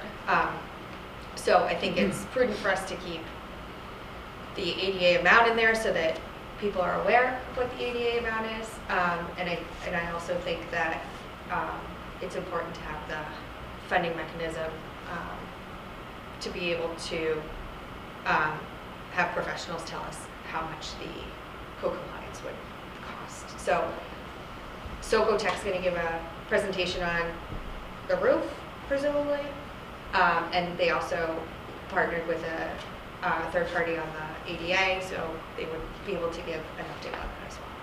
Yes. So for, on Article 4, 6.5 million, 6.8. I'm sorry, 6.8 million, Yeah. which includes 4.5 for the roof, Yeah. 2 or 2.3 million for ADA, 2. and then another 3, and then another 300,000 for additional code compliance. Maybe it was items. over 2. It was over 2 million on the ADA. Thank you. I mean, I'm trying to determine, are we using, on Article 4, are we using ADA and code compliance interchangeably? Or No. is there some No. small amount of So- code compliant items that really need to be done in No. addition to ADA? No. So it's 3 parts. It's construction for the roof, Correct. construction, for lack of a better word, for ADA. Like that's the actual number to do ADA. That's not to like figure anything out. And then the rest of it is to figure out what to do about code compliance. So it's not actually Okay. fixing any of the code compliance. So the 6.8 million Yeah. that would get spent if that article passed. Yeah. And that's the only, 4.5 is for construction of the roof. Yes. 2 million is for implementing ADA, and 300 is for some other code compliant items. Is that, am I hearing it? I'm trying to, So it's like 200 for the code compliance. 200, all right, Yeah. 200 for the code compliance, Yeah. sorry. Those are the components. Yeah. And we need to make sure that the motion on the floor references those 3. If Article 1 doesn't pass. If Article 1 passes, then the motion, will be- Definitely postpone or? no. I mean, to pull, just to go 4.5. Yeah, for the roof. Yeah, and that would be to do the roof this summer. Yeah. So is everybody good with that piece? And good with Socotec presenting the roof? And we can just repeat, I think, that the consultants did identify, because we asked them that question, do we have any concern about just putting the roof on without doing anything on the ADA compliance items? And I think their response was, as long as you have a plan, Yeah. if I'm stating it correctly, Yes. to move forward with the ADA compliant items, that they found that people are okay with that. Right. So that's why, and I think I would even take that further, that we would need to explain why we're taking the ADA amount off if Article 1 passes, because it makes more sense to do the ADA As a part. as part of the overall project, right? So I think we Correct. probably should include that in our presentation. Okay. So,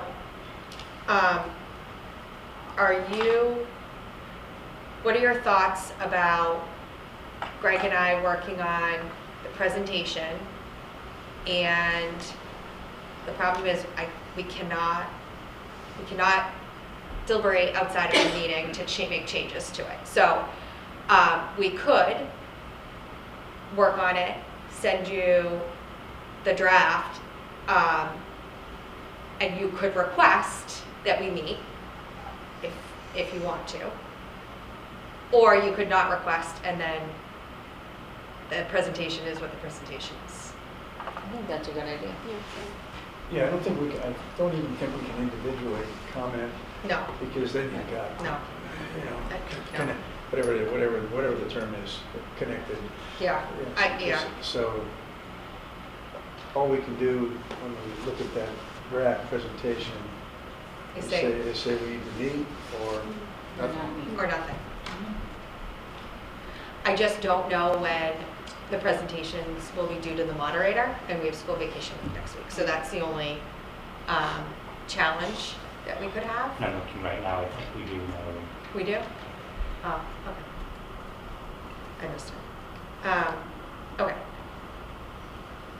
And then Socotec will have their piece. And this is assuming that we get permission to give presentations.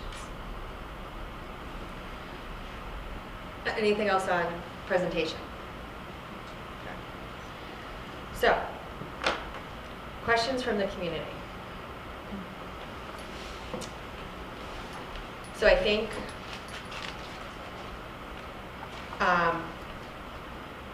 I started a list of questions of what I think could be asked that I think we should talk about. Some are probably longer discussion than others. But why not MSBA? That's my first question, right? Why not MSBA? Yeah. So right now we are not in any program to receive any state funding.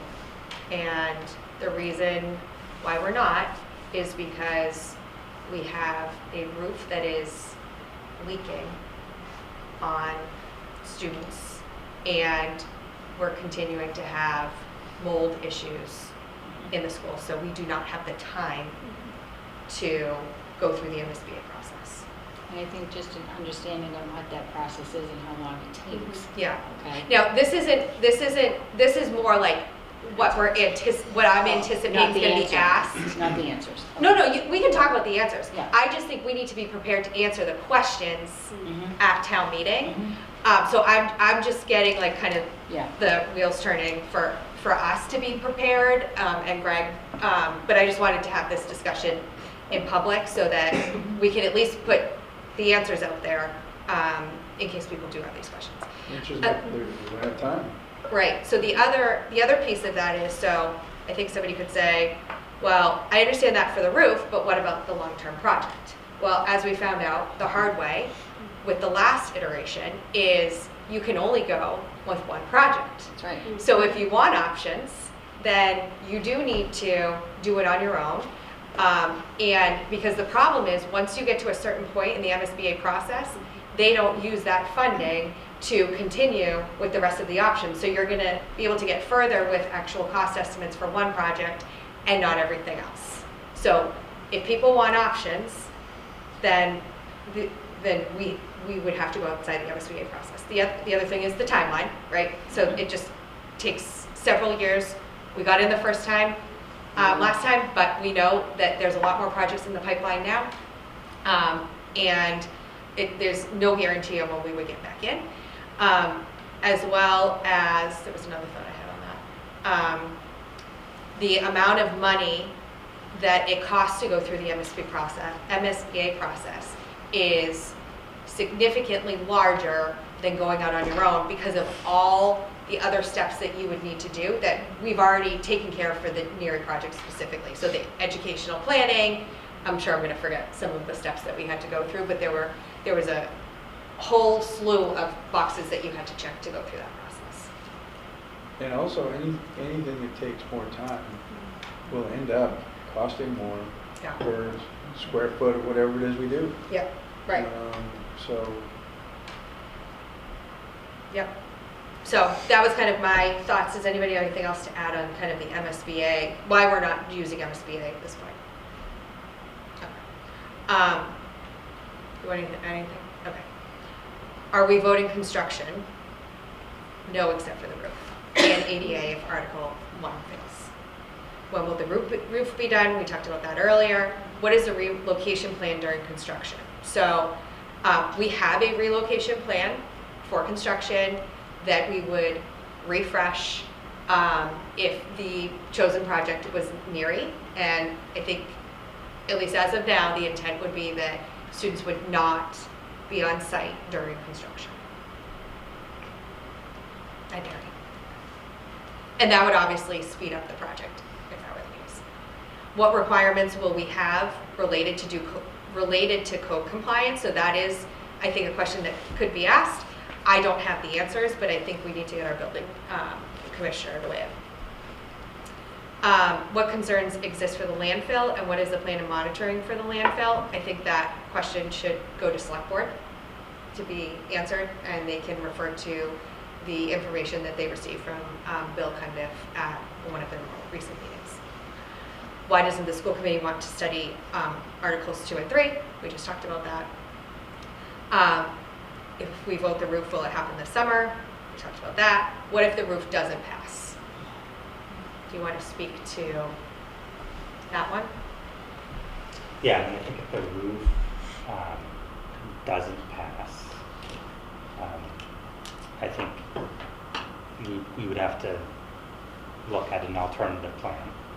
So one, we have talked with Southborough around, what are the temporary things we could do to continue to limp along. So, to have a special town meeting this fall to try to get a roof.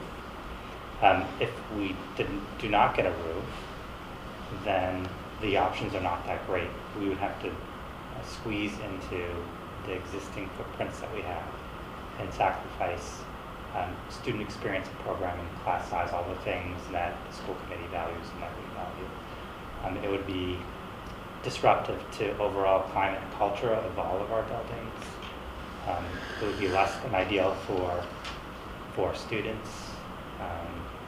And it's not a place that I hope we have to go. And for a potentially unknown amount of time, Right. until something else It's- comes to. Right. I don't like the phrase less than ideal, because it's really not harsh enough to describe what we'd be doing to the students. I mean, I think the word that the Southborough used with a roof is catastrophic. Yeah. Right. I think it would, I don't want to use the word catastrophic, but it would I like it. Yep. extremely impactful in a negative way to the educational system, students, families, teachers. I mean, we wouldn't be Kids. using that, within the next few years, we wouldn't be using that building, right? I mean, that's what you would imagine. So then distribute all Yeah. those students amongst the 3 remaining buildings. I mean, if you look at what's happening above the gym, like, Yeah. it's not gonna take too much longer for that to blow up. The other thing is it's a community asset. So the Right. community needs to protect its asset, and the first thing you do, like your home, if your roof's leaking, you put a new roof. Yeah. And then buy some time to decide exactly what will that facility be used for in the community. Yeah. Okay, why can't you fit in the current footprint? We already talked about that. Explain what it means to pass Article 1. We should hopefully clear that up with our presentation on what our goals are for Article 1. Why can't the roof be patched? Socotech should be able to answer that. How did we let it get this bad? You gave the history on kind of where we've been. What is your plan for bringing projects back to town meeting? We would address that in our presentation. And who is going to oversee any feasibility/schematic design study that is funded? So I briefly mentioned this at the select board meeting last week. I will bring it up again to the chair, that I think we need to have that question answered, and my recommendation would be that we have a building committee that would oversee any feasibility schematic design projects that are passed in Articles 1 to 4.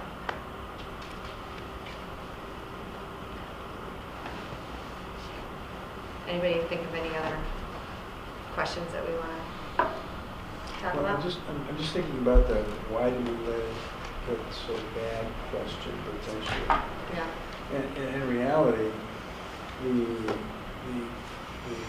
other project that we tried to move forward,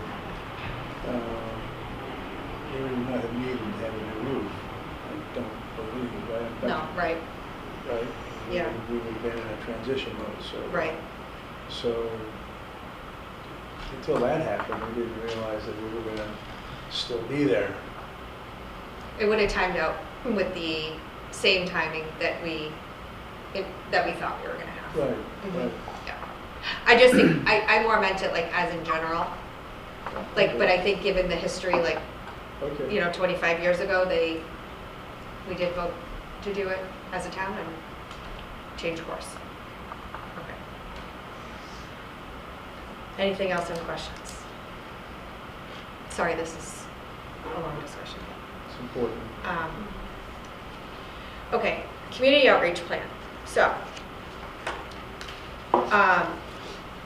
I have come up with some dates for community forums, and reserved rooms, having some on Zoom. If we want to do it as a committee, we can post a meeting and have it be open. If we don't have a quorum, that's fine too. But right now, Sunday evening, February 22nd, I don't remember what time I said. 8 o'clock. 8 o'clock, thank you. We're gonna do a Zoom forum. So that's the Sunday night at the end of February vacation. So I did it later. You know, if people are around and can jump on a Zoom. The next evening, Monday, February 23rd, 6 p.m. at Public Safety in person. Time? 6. 6? Yeah. So that. 6:30, Chelsea? 6. 6. Yeah. Thursday, 2/26 at noon at Public Safety in person.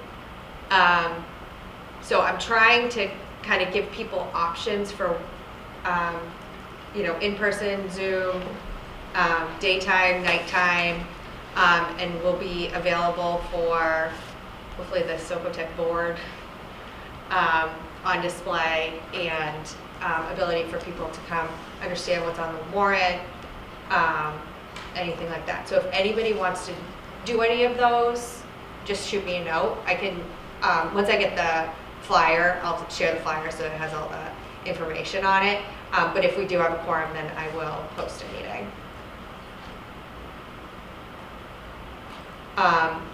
Also, Keith, do you mind sharing the email Homepage? Laura sent to you?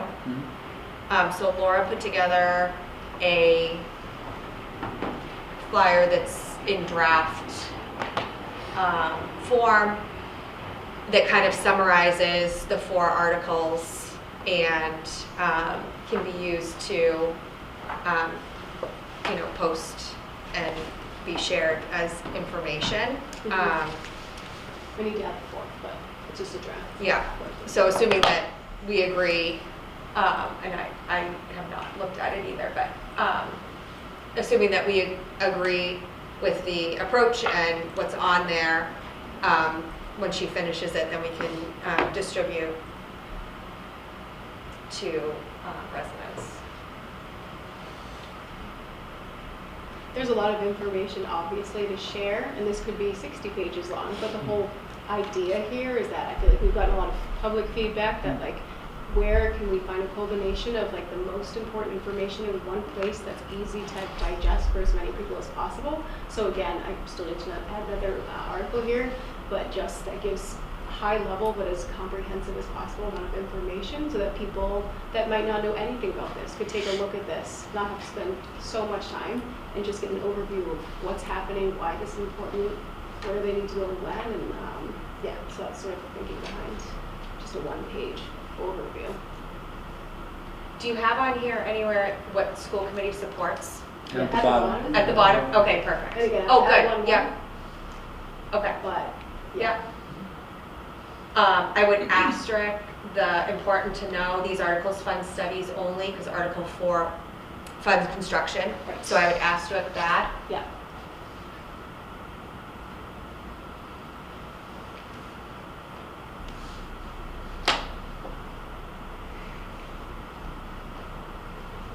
Which means the no construction comment kind of has to be asterisked with it. Yes. So, can you, Yeah, revise that. the other piece, feedback that I just received, that it was too kind in terms of end of useful life. If you go back up to the roof, instead of roof was at the end of its useful life. What's you, like, is it? Failure. Is it- Complete failure. Yeah, complete Mm-hmm. failure. Yeah, I think- failure is the word that Socotec Socotec uses to describe its current Yeah. state. Yeah.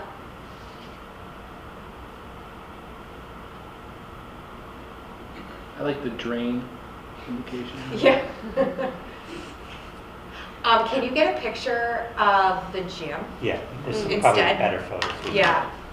Do you want one with somebody standing in the gym with water? No, I don't. don't. No, no. Okay, that's not what you want. I think, yeah, no. No. So do we like this? I think it's a good handout. Yeah. Yes.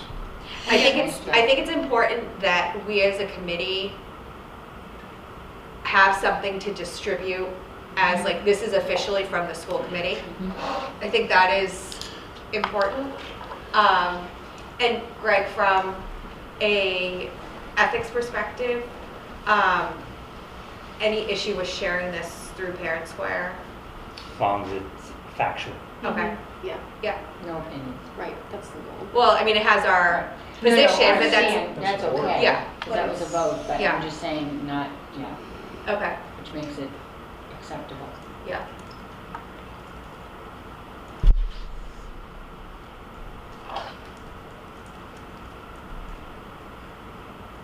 Keith, can you just scroll down again? Sorry.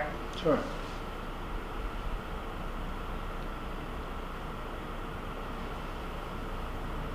It's gonna mess up that one-page format to have the fourth article, right? Because they're gonna be stretched. You know what, I can work some magic. Like the landscape. Yeah, that's nice. Put it landscape. It fits nicely. Yeah, Well, I if you mean, go, that's but if you something go, that's but up- if you go landscaping, then you could still go past the bottom, right? Landscape, use and that's like harder to legal. open on like Trust a is legal. phone. If you have Trust to is be- legal. Use legal. Yeah. I heard we froze the budget though, so we can't add any legal paper to the purchasing. You can start. So you have a start that.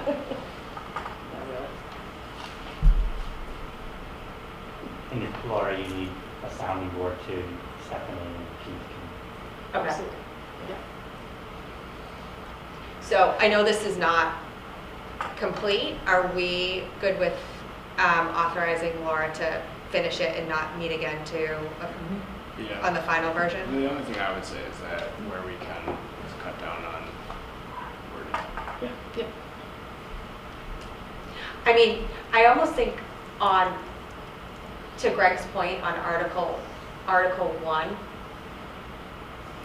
like, do you take some of that detail out and put the goals of the school committee are to bring forward a range of options for Neary School? Rather than like, What they each are.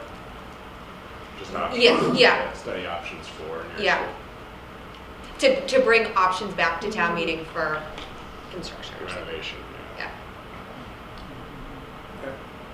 Yeah, I don't like the detail in Article options, in Article 1, Option 2. Yeah, Mm. okay, It's like, I just don't think it is helpful. okay.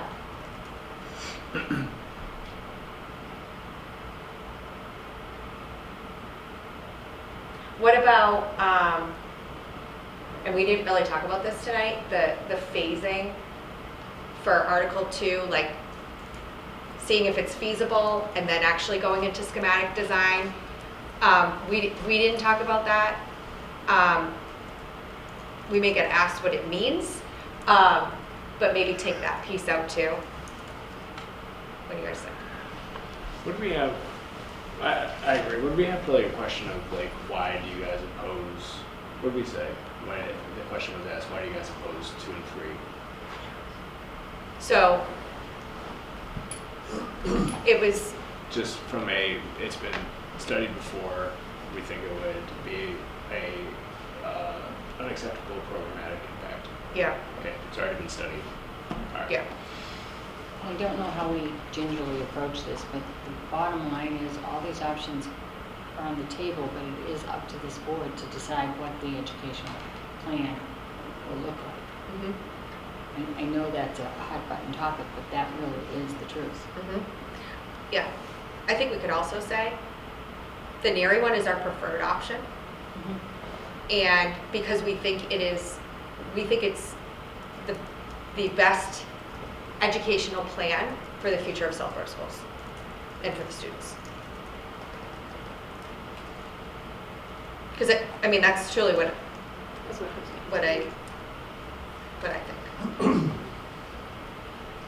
Okay. So I'm trying to come back around now to, I don't know if people agree to the fact that I don't like the detail in option 2. It has to be something, right? So could you simply say option 2 is a 15-year life extension plan? Period? I don't know. What would people think? I would say include minimal Minimal. code compliance items. Evaluation of minimal work to enable a 15-year life extension plan. Okay. That's it, yeah, just leave it at that. But I agree, Roger, I don't think, this. Well, it's almost like you're selling that one. Right. Well, Yeah, right. It's clearly not what. Well, even still, it's just like, that much detail it is what it is. It's the minimum work. Yeah.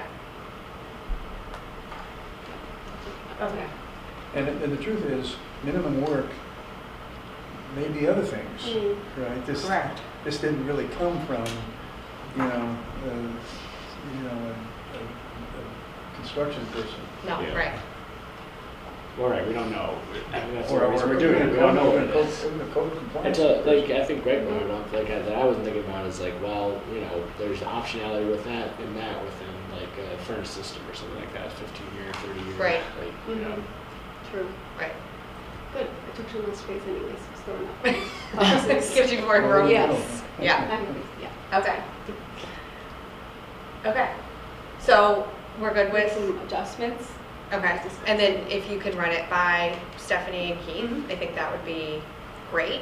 So I'm gonna move that the school committee authorize Laura to finalize the school committee position flyer as related to a special town meeting and have superintendent circulate it as appropriate. Second. Now, Laura could, I guess I'm thinking Alan and Chelsea, but Laura could run this by one other school committee member as long as she doesn't move it around. Yeah.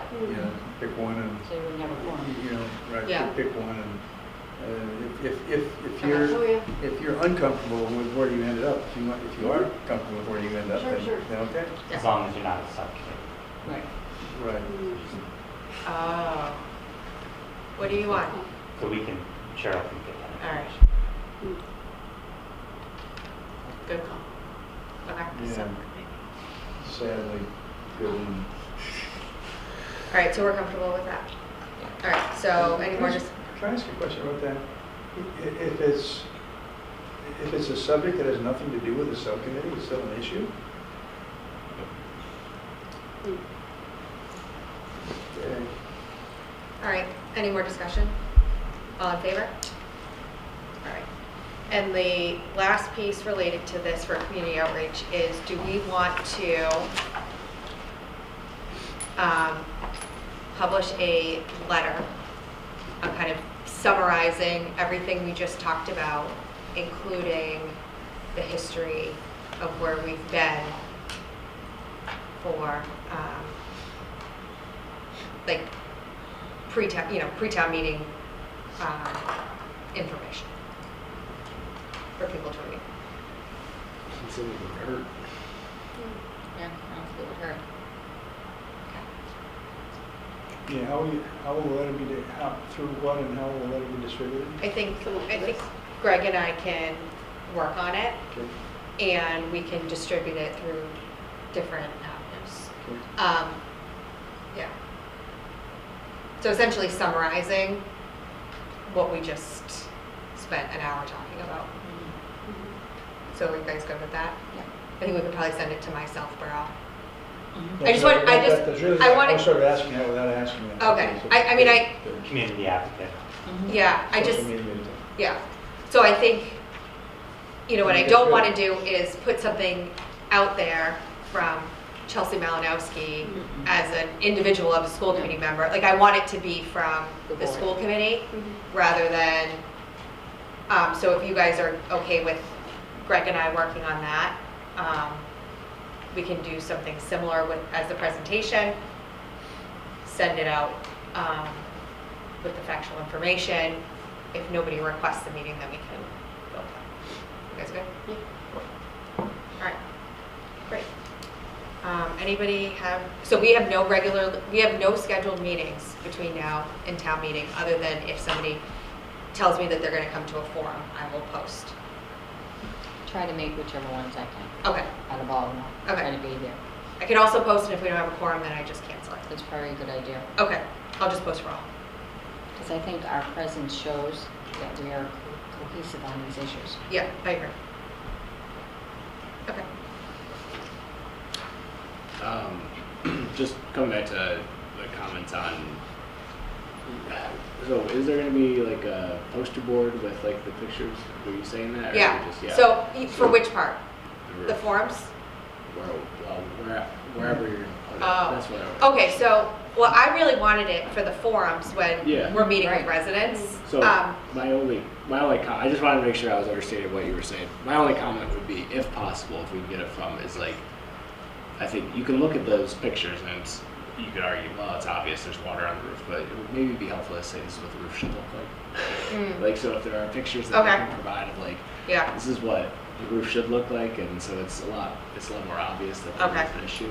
got And it. the other thing that I would maybe add, or think about adding, is a clear expectation of what our timeline is. So either through the poster or as part of our presentation at special town meeting is like, lay out if this all gets approved, throw in the caveat of like, because of the debt, we need to wait to actually get this rolling, so that people are like, well, I voted for this, and why didn't it start happening? And then Okay. inevitably we get ahead of like the potential of like delays, where it's like, Yeah. well, it's not just September, it's October. I know.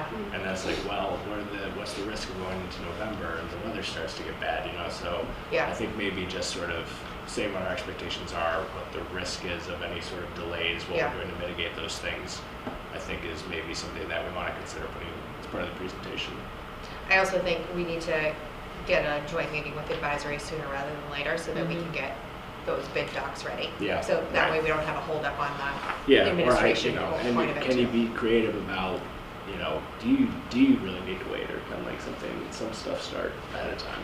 Yeah. And can you pressure test that a bit to figure out? Okay. Okay, great.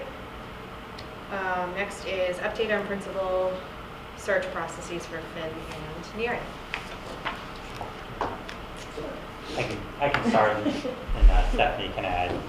So the NERI and Finn principal search committees have continued to work on identifying candidates to move forward as finalists. So on Monday, the NERI search committee interviewed 3 semifinalists.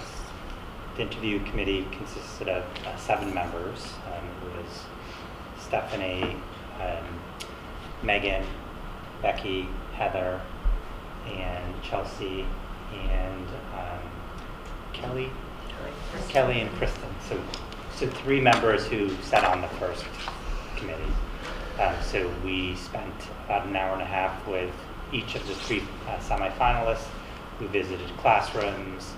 We continued with interview questions, and then we deliberated. We looked at, the attributes that were created at the start of this, like how many of the attributes do the candidates meet in terms of what we were looking for in a principal.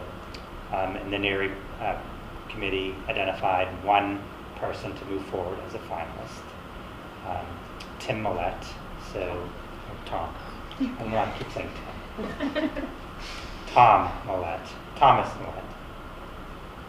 And so he will be visiting NERI School on February 24th from noon till about 7:30 p.m.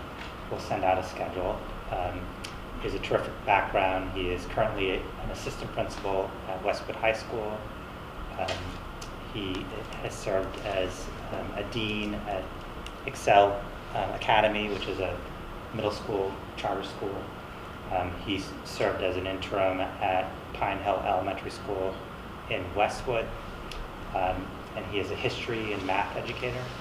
That brings a wealth of experience, but also great energy, very culture driven, and I think the committee was very excited to move him to the next round as a finalist.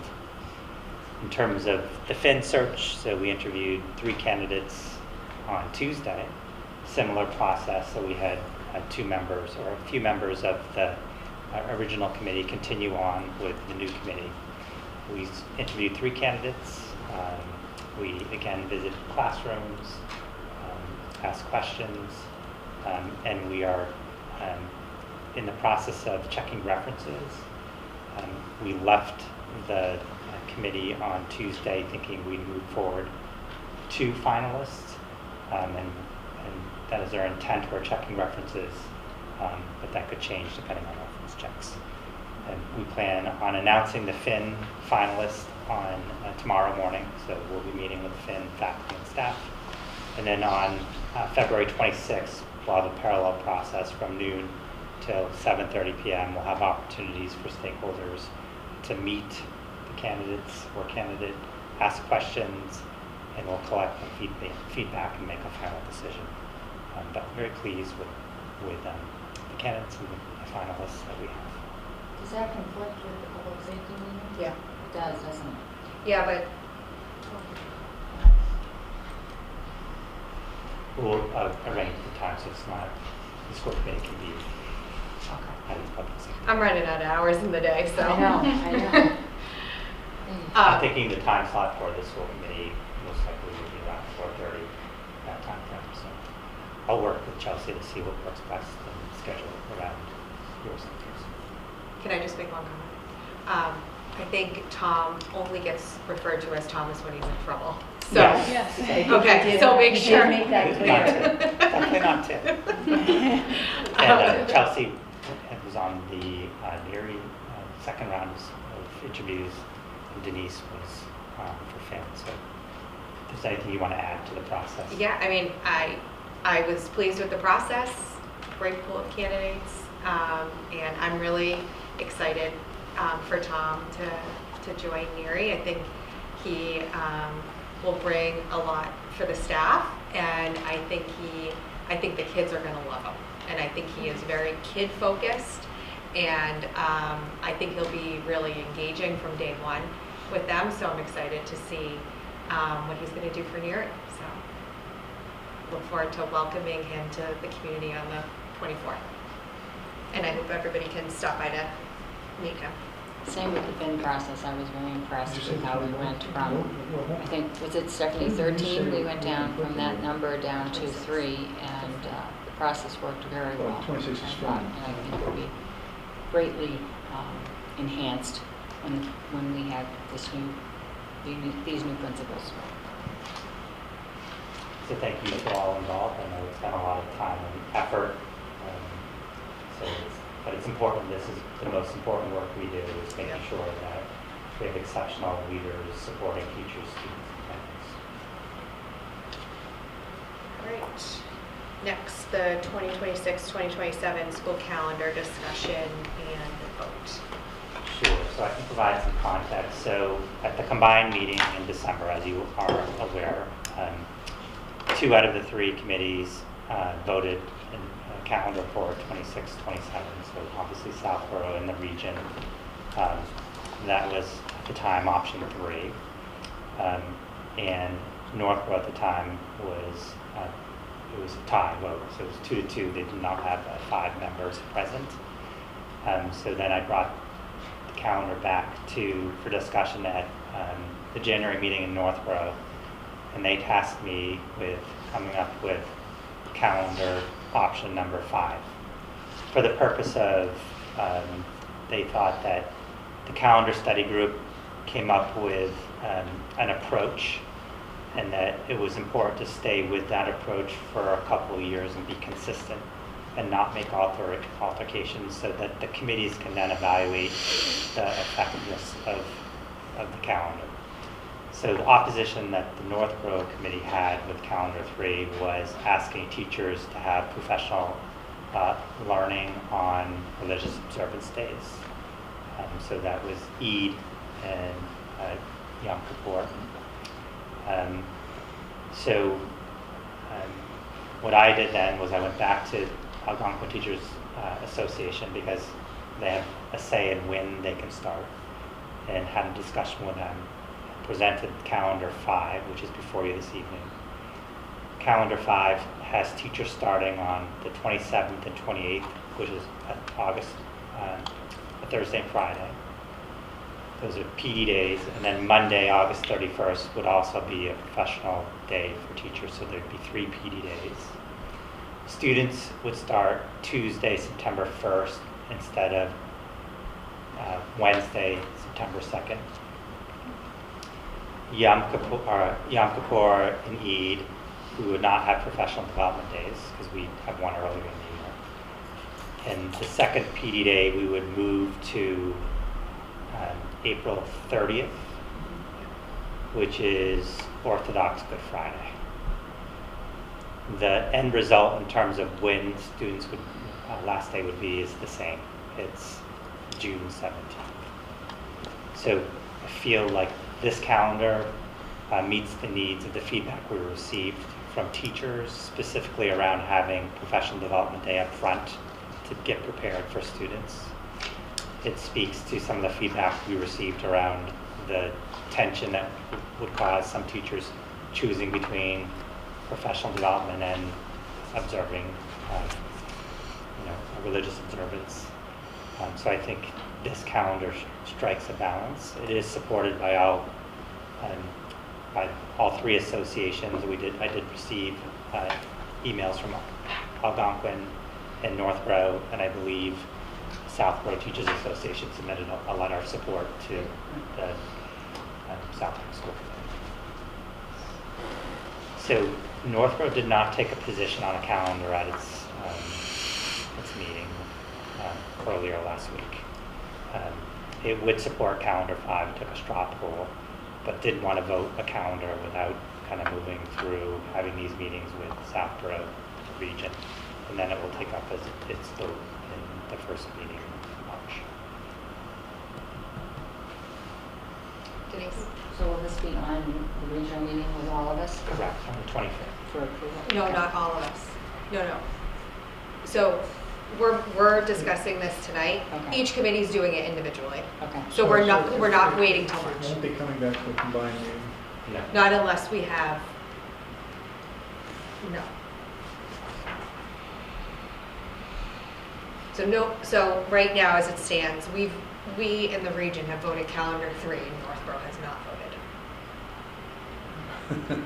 But Northborough has Strong. indicated Yes. a strong, It did not- supportive feeling about calendar It 5. did not, basically the communication at the meeting was, if calendar 5 is not approved, Southborough, the region, that it would vote calendar 3 to have parity of calendars.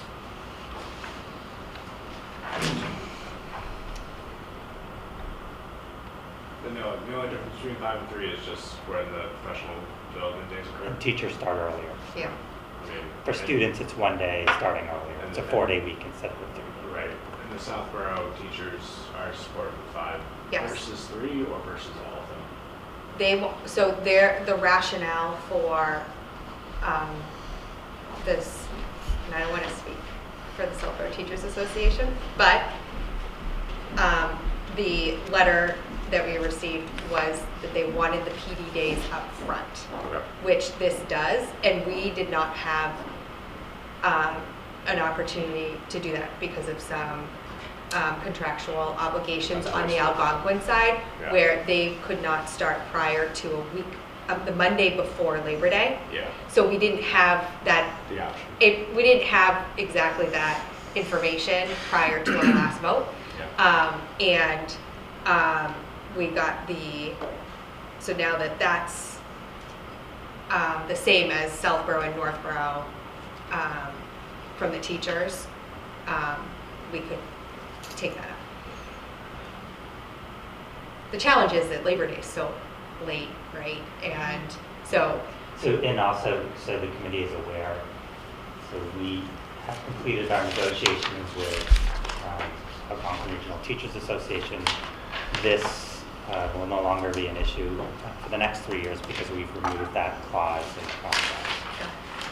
okay. And it didn't exist in It does not exist the other two.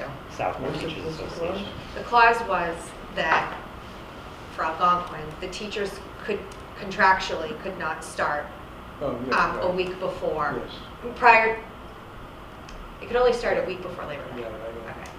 Okay. The earliest they could start is the first Monday before Labor Day. Even for PD. Yes, I'm curious, just about a quick answer on this. I see Dave back there, but I don't know, I'm not sure what they asked me, but somebody here might know here.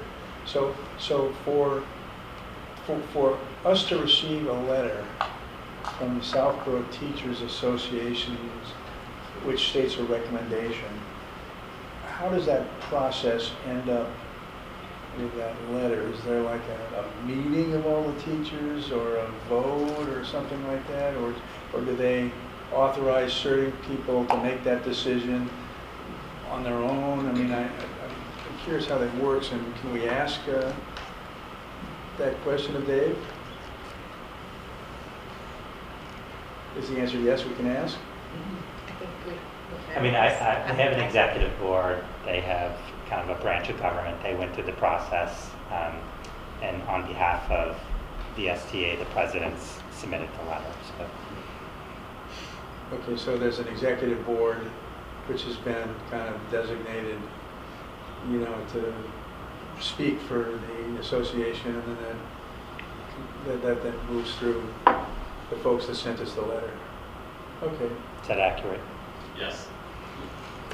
I mean, I don't imagine there was this, meeting of all the, right, okay, I got it. Thank you.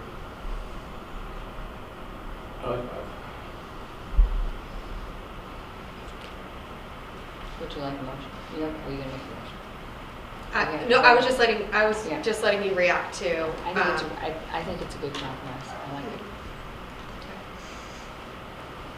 Okay. I think that,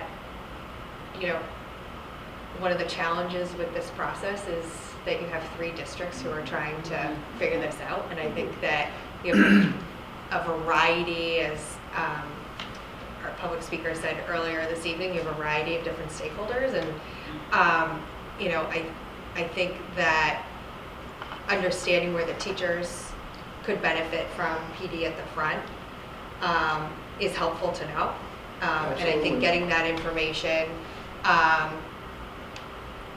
not that it's a, I mean, it is a school committee decision, right? But I do think, understanding what's going to support the teachers in order to be ready for the beginning of school is valuable for us to I think understand. we've tried to support the teachers Totally. whenever we can, Right. I think. Right, And vice versa, I think, so. right. And I don't think, my experience with the association is I think this is the first time that they've ever reached out to me to give a recommendation or direction on this. So that tells me that this is important too. So are we in the same position that Northborough found themselves in, where we can sort of, if we like option 5, if as a committee we do like option 5, but it's important that all the committees vote the same calendar. Are we basically effectively in that position where we're saying, well, if at this point it's the region that hasn't taken, the region's next, right? The region is the last domino, right? So we potentially need to wait for that domino to fall. But with the understanding that we would support it if they do. If again, If that's what direction we're going. that's what my thinking is, but I don't know what other people's thinking are. I think and if it doesn't get voted, 5 doesn't get voted, then we stay with 3. Yeah, I think a committee needs to take a vote Yeah. to get the ball rolling. You know, I think it's clear the direction the Northborough School Committee is heading in. So you want Southborough to lead? I do. Well, I think it's as it should be, right? I think it's just how it worked out with the I meeting think it's as it schedule, should be, Roger. right? I mean, It was very respectful of Northborough not to take a vote. Yes. But, you know, well, does that mean being disrespectful? No, I think I think they're respecting the fact that we already voted, and we would be the ones that would have to change. The region also voted. Agreed, but I think they're going last now, though, Okay. Northborough. Okay.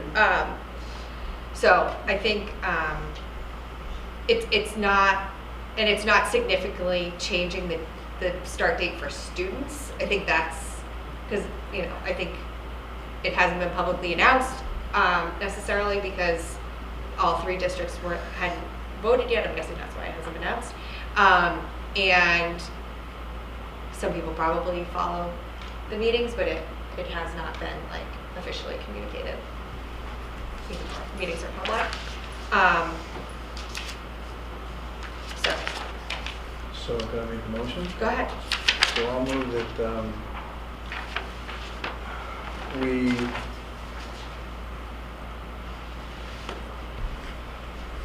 I'll move that we support option 5 as presented as a replacement for the option 3 that we voted at the last meeting. I'm sure what else to say. Is there a second? Second. Any discussion? So if the region doesn't vote this,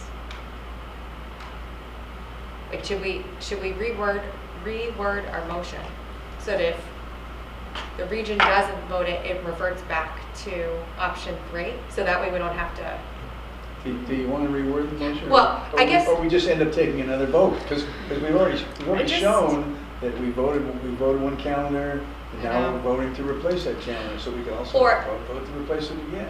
Yeah. No. You know what? Let's just leave your motion. Yeah, I think so. I think that's fine.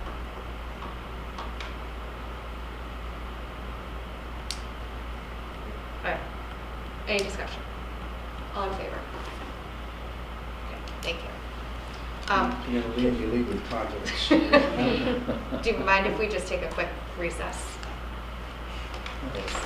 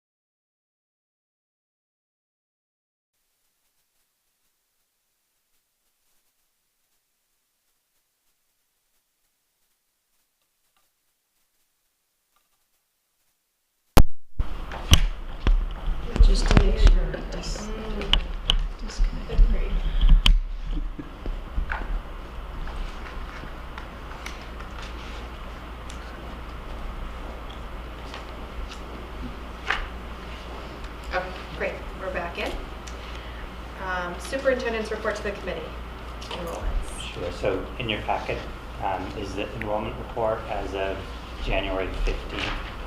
I do want to make a correction. If you look at projections for FY27 for K in grade 1, grade 1 should have 6 sections. I mean, grade K should have 6 sections. Grade 1 should have 7 sections. Right now, the enrollment for kindergarten is at 58. Obviously, that will change over time. That's why we have 6 sections. We potentially will adjust as we learn more about enrollments at the kindergarten level. And where were we at last year at this time for kindergarten, do you know? Because that, 58? Last year we were at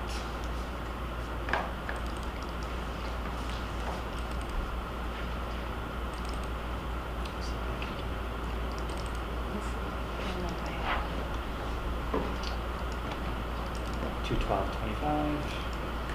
We have 115.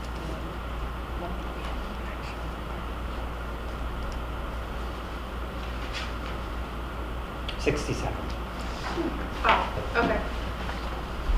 And the NASDAQ projection's 115? Yes. Okay. So we're in the same. Ballpark. We're close. All right. And then I'll turn it over to Becky for the financial reports. Okay, so first I will mention that there is one new line item that is showing as over budget, and that is maintenance of buildings, and that's 4220. What put it over budget was over the past month that we did experience, because of the extreme cold, we had some issues with our boiler at Finn, and so those expenses unfortunately did put that line item over budget. In terms of the monthly general fund report, though, as of January 31st, you can see that the budget balance is $144,000, which is 0.57% of the total operational budget. That actually is an increase of $41,000 from the previous month, and that is due to some additional projections that we had made and had made some adjustments. So at this point in time, we are continually monitoring the Southborough budget, and we are watchful. It remains frozen, and we are being careful with anything that we are approving at this point in time. So for the transfers related to Finn, do we think any of that's going to be covered, or that's the service amount that is not like really related to the repair, it's just the service call?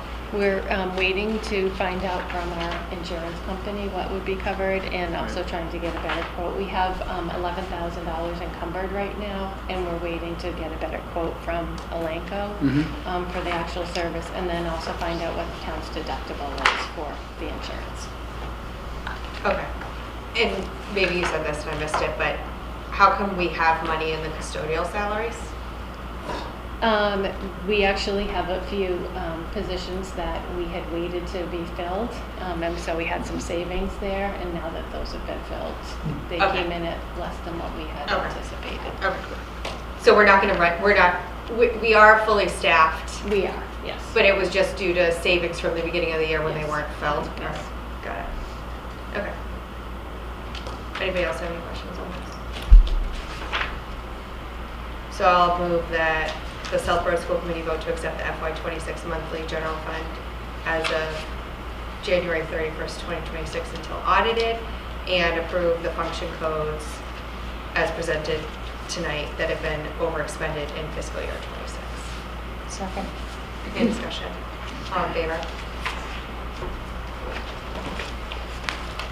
So the next item is the approval of warrants and payrolls, and I have included in your packet the payrolls, and also it looks like we have about 10 warrants that were processed over the month of January, and so those are there for your review and your approval.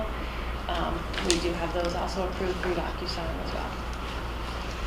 Any questions on any of that? So I'll move that we approve the FY26 warrants as presented this evening. Is there a second? Second. Any discussion? All in favor? Thank you. Capital plan. Yeah, so just one thing we were considering is doing an update to the capital plan to reflect the latest numbers that we have for the Trotter roof, the Neary roof, the Neary accessibility, Yep. and then the additional articles that will be considered on March 2nd's meeting, kind of laid out as just items that would be part of a capital plan if it were to Okay. continue. So made some modifications, make some revisions, and that's what we'd like to move forward with. And moving the technology, infrastructure, and equipment over for FY27. Yes, correct. Yeah, period. that had been done previously, but yes, that's lining up now on 27 where we want it, correct. But on this, it's in FY28. That's the old version, that's a Oh. December version, not the modifications we made in January. Oh, okay. So it's updated twice since what you're looking at there. So all the security is Yeah. right here, right? Correct. Keith, you want to project? You want me to project it? Yeah, thanks. Let me do that. I was just gonna say that, it makes more sense. So this is student version 1. It is. Mm-hmm. Yeah. Okay. Let me see if I can enlarge this for you. Because really what matters is the FY27 line, Yeah. which is column B right here. So as Chelsea mentioned, it did align the technology, the security, the thin flooring on FY27. Here is the technology for Woodward Yeah. and the security for Woodward. And then this is the gross amount of what the Trotter budget will be for the roof. Then the technology for Trotter, and then the security there.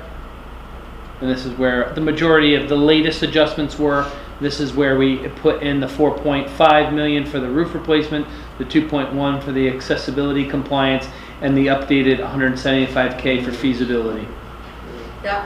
And then below, additional projects, kind of like what we just discussed with the articles, laid out based on what the feasibility costs are forecasted to be.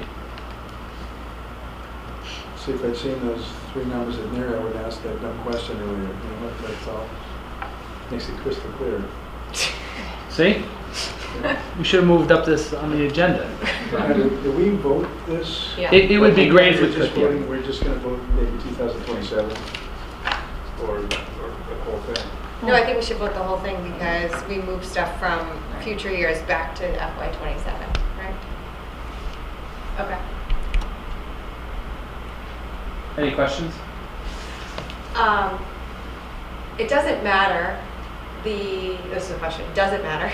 Okay. The funding source for this, like the Yeah. fact that we're not bonding the feasibility studies doesn't matter, right? It doesn't, no. Okay. Yeah. And this is why it's got a listing of everything, things that would and would not be bonded. When it gets to the town level is when they make that distinction, Yeah, okay, I'll move this. Anybody have? when it goes to warrant. All right, I move that we approve the modifications related to the FY27 capital plan. So, Any discussion? All in favor? Thank you. Revolving accounts. So also included in your packet are the Southborough revolving accounts as well as the preschool revolving account. You can see that really those accounts are holding steady from where they were in the previous month. With the extended day, I just want to point out that the beginning balance as of July 1st, 2025, and then the fund balance as of December 31st are not much difference. There's a $30,000 difference. So I think we can probably expect to be between like the 350 to 400 range. with the projections that we have, we just don't have all of the encumbrances and all of the expenses as we have timesheets. So I think the 755 is high, but I do think that we will be between 350 to 400. And that's one of the reasons why we really decided to hold on the tuitions, because we feel that we are in a good place with that program. And the facility rental also includes, we have encumbered that 85,000 for the Sofotec work that has been done as well. So that is reflected with that ending balance of the 127. So the encumbrance listed here, though, is 55. Yes, so we've already paid out some of it to them. Yes, 2/3. Yeah. Okay. Yeah. And so the rest is for Sofotec, or it's something else too? No, the remaining amount is, oh no, I'm sorry, no. It's nothing else, that's just Sofotec. Okay. Yeah. So, and what's the goal for the amount that we want to have in the facility rental account? From like an accounting perspective, you know, like, I mean, we've never really set a firm number, but I would say that we want probably between 100 to 150, because with these accounts, if something were to go wrong. yeah. I think we had previously discussed not going below 100 before. It's kind of a big range, right? 100 to 150? Yeah. That's more. Well, and the reason why I'm asking is because we know we're going to have to get funds to get the bid documents ready for the roof. So, you know, how much can we really take out of this account and then go to the town for the difference? You know, so we need to figure out, like, I think if we can ask you, Becky, to take a look at this account and see what the anticipated revenues are, if that 41 is a realistic number or not, and any anticipated expenses that you think could come up. I think that would be helpful. Okay.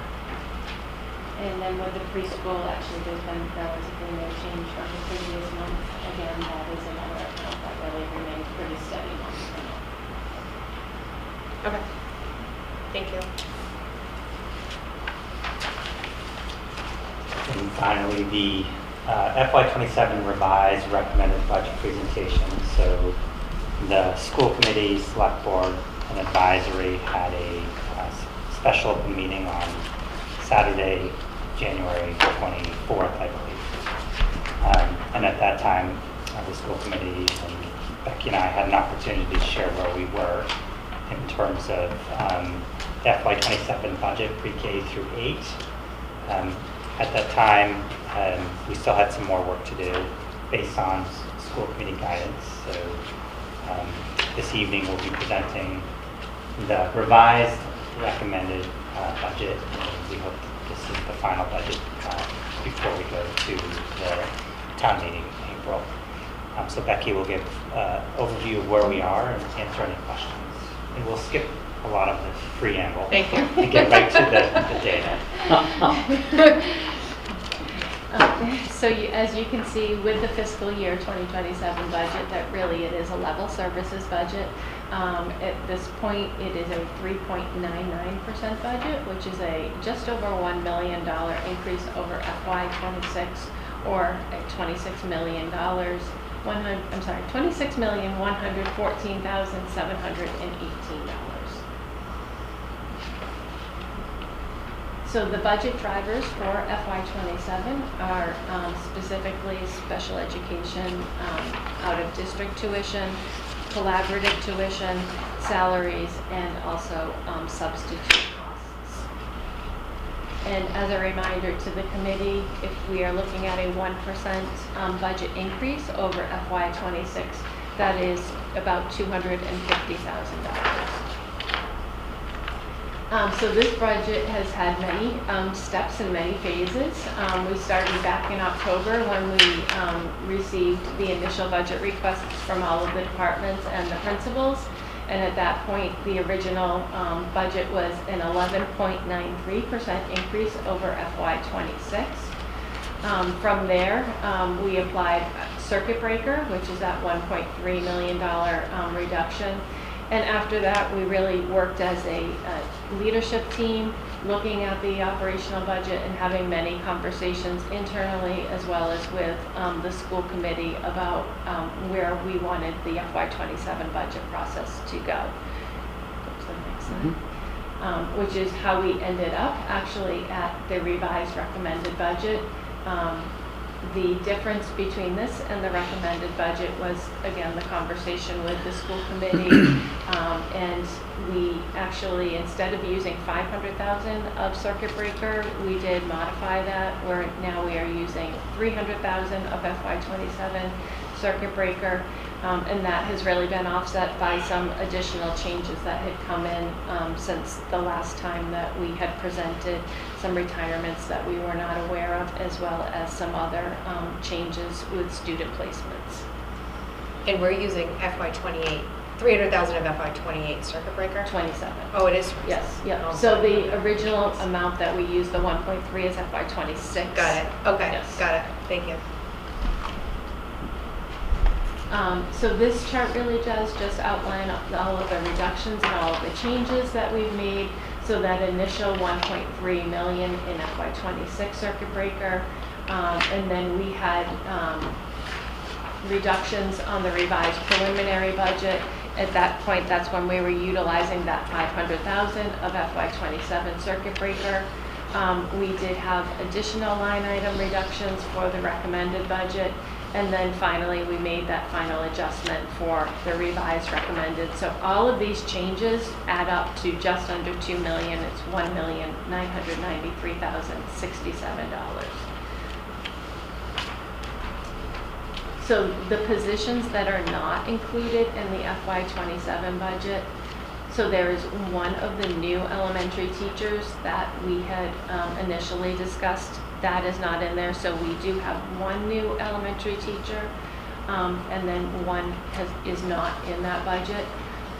We do not have the instructional technology specialist.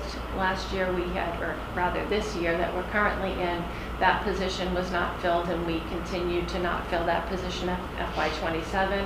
The same with the elementary librarian, where now we are sharing amongst the 3 elementary schools. It does not include the multilingual teacher that we had discussed last year and this year, and it also does not include an elementary world language teacher. And so we will be reconfiguring the introduction of world language in the elementary so that we are able to reach the 5th grade. So again, our revised recommended budget is $26,114,718, which is a 3.99% increase over 26. If we were to further reduce to get to a 3% increase, we would be looking at a further $250,000 that we would need to find in reductions, and that would equate to approximately 3 FTEs, because really there would not be any place else that we could go in this budget. And also for the committee, just to see where circuit breaker has been over the past 6 fiscal years, you can see it really does remain fairly steady, fairly constant. There have been a couple of years where we've had some big shifts, but on average we are about 1.1 million, which is about where we, that's what we received for FY26 that we intend to use for FY27. And also looking at the course of our budgets over the previous fiscal years, you can see the 9-year average is a 2.91, so we really have been fiscally, I think, respectful in bringing in our budgets. And so the next steps, if tonight this budget is approved, the next step would be in March to hold the public hearing at the school committee at the March 11th school committee meeting, and then we would culminate with the town meeting on April 11th. So I guess the 11th of the month is a big date for this year. So, so And welcome any questions about the FY27 budget.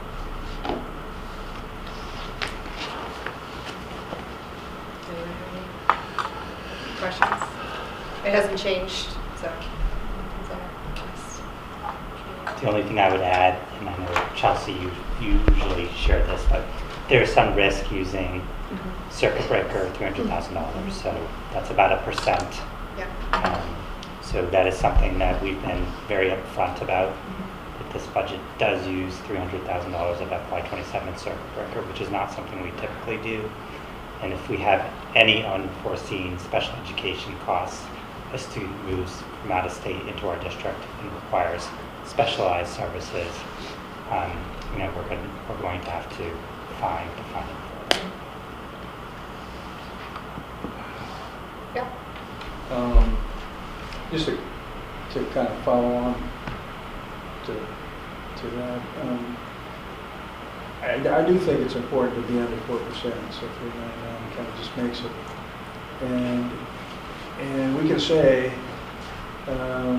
forewarned, this is what we're doing, okay, and everybody will nod their head in the select board in the town and say, we understand. Comes around the next year, there tends to be a lot of forgetfulness, but I think we are where we are. I'm voting for the 3.99 the way it is, and even understanding it, we're doing that to get there. Yeah.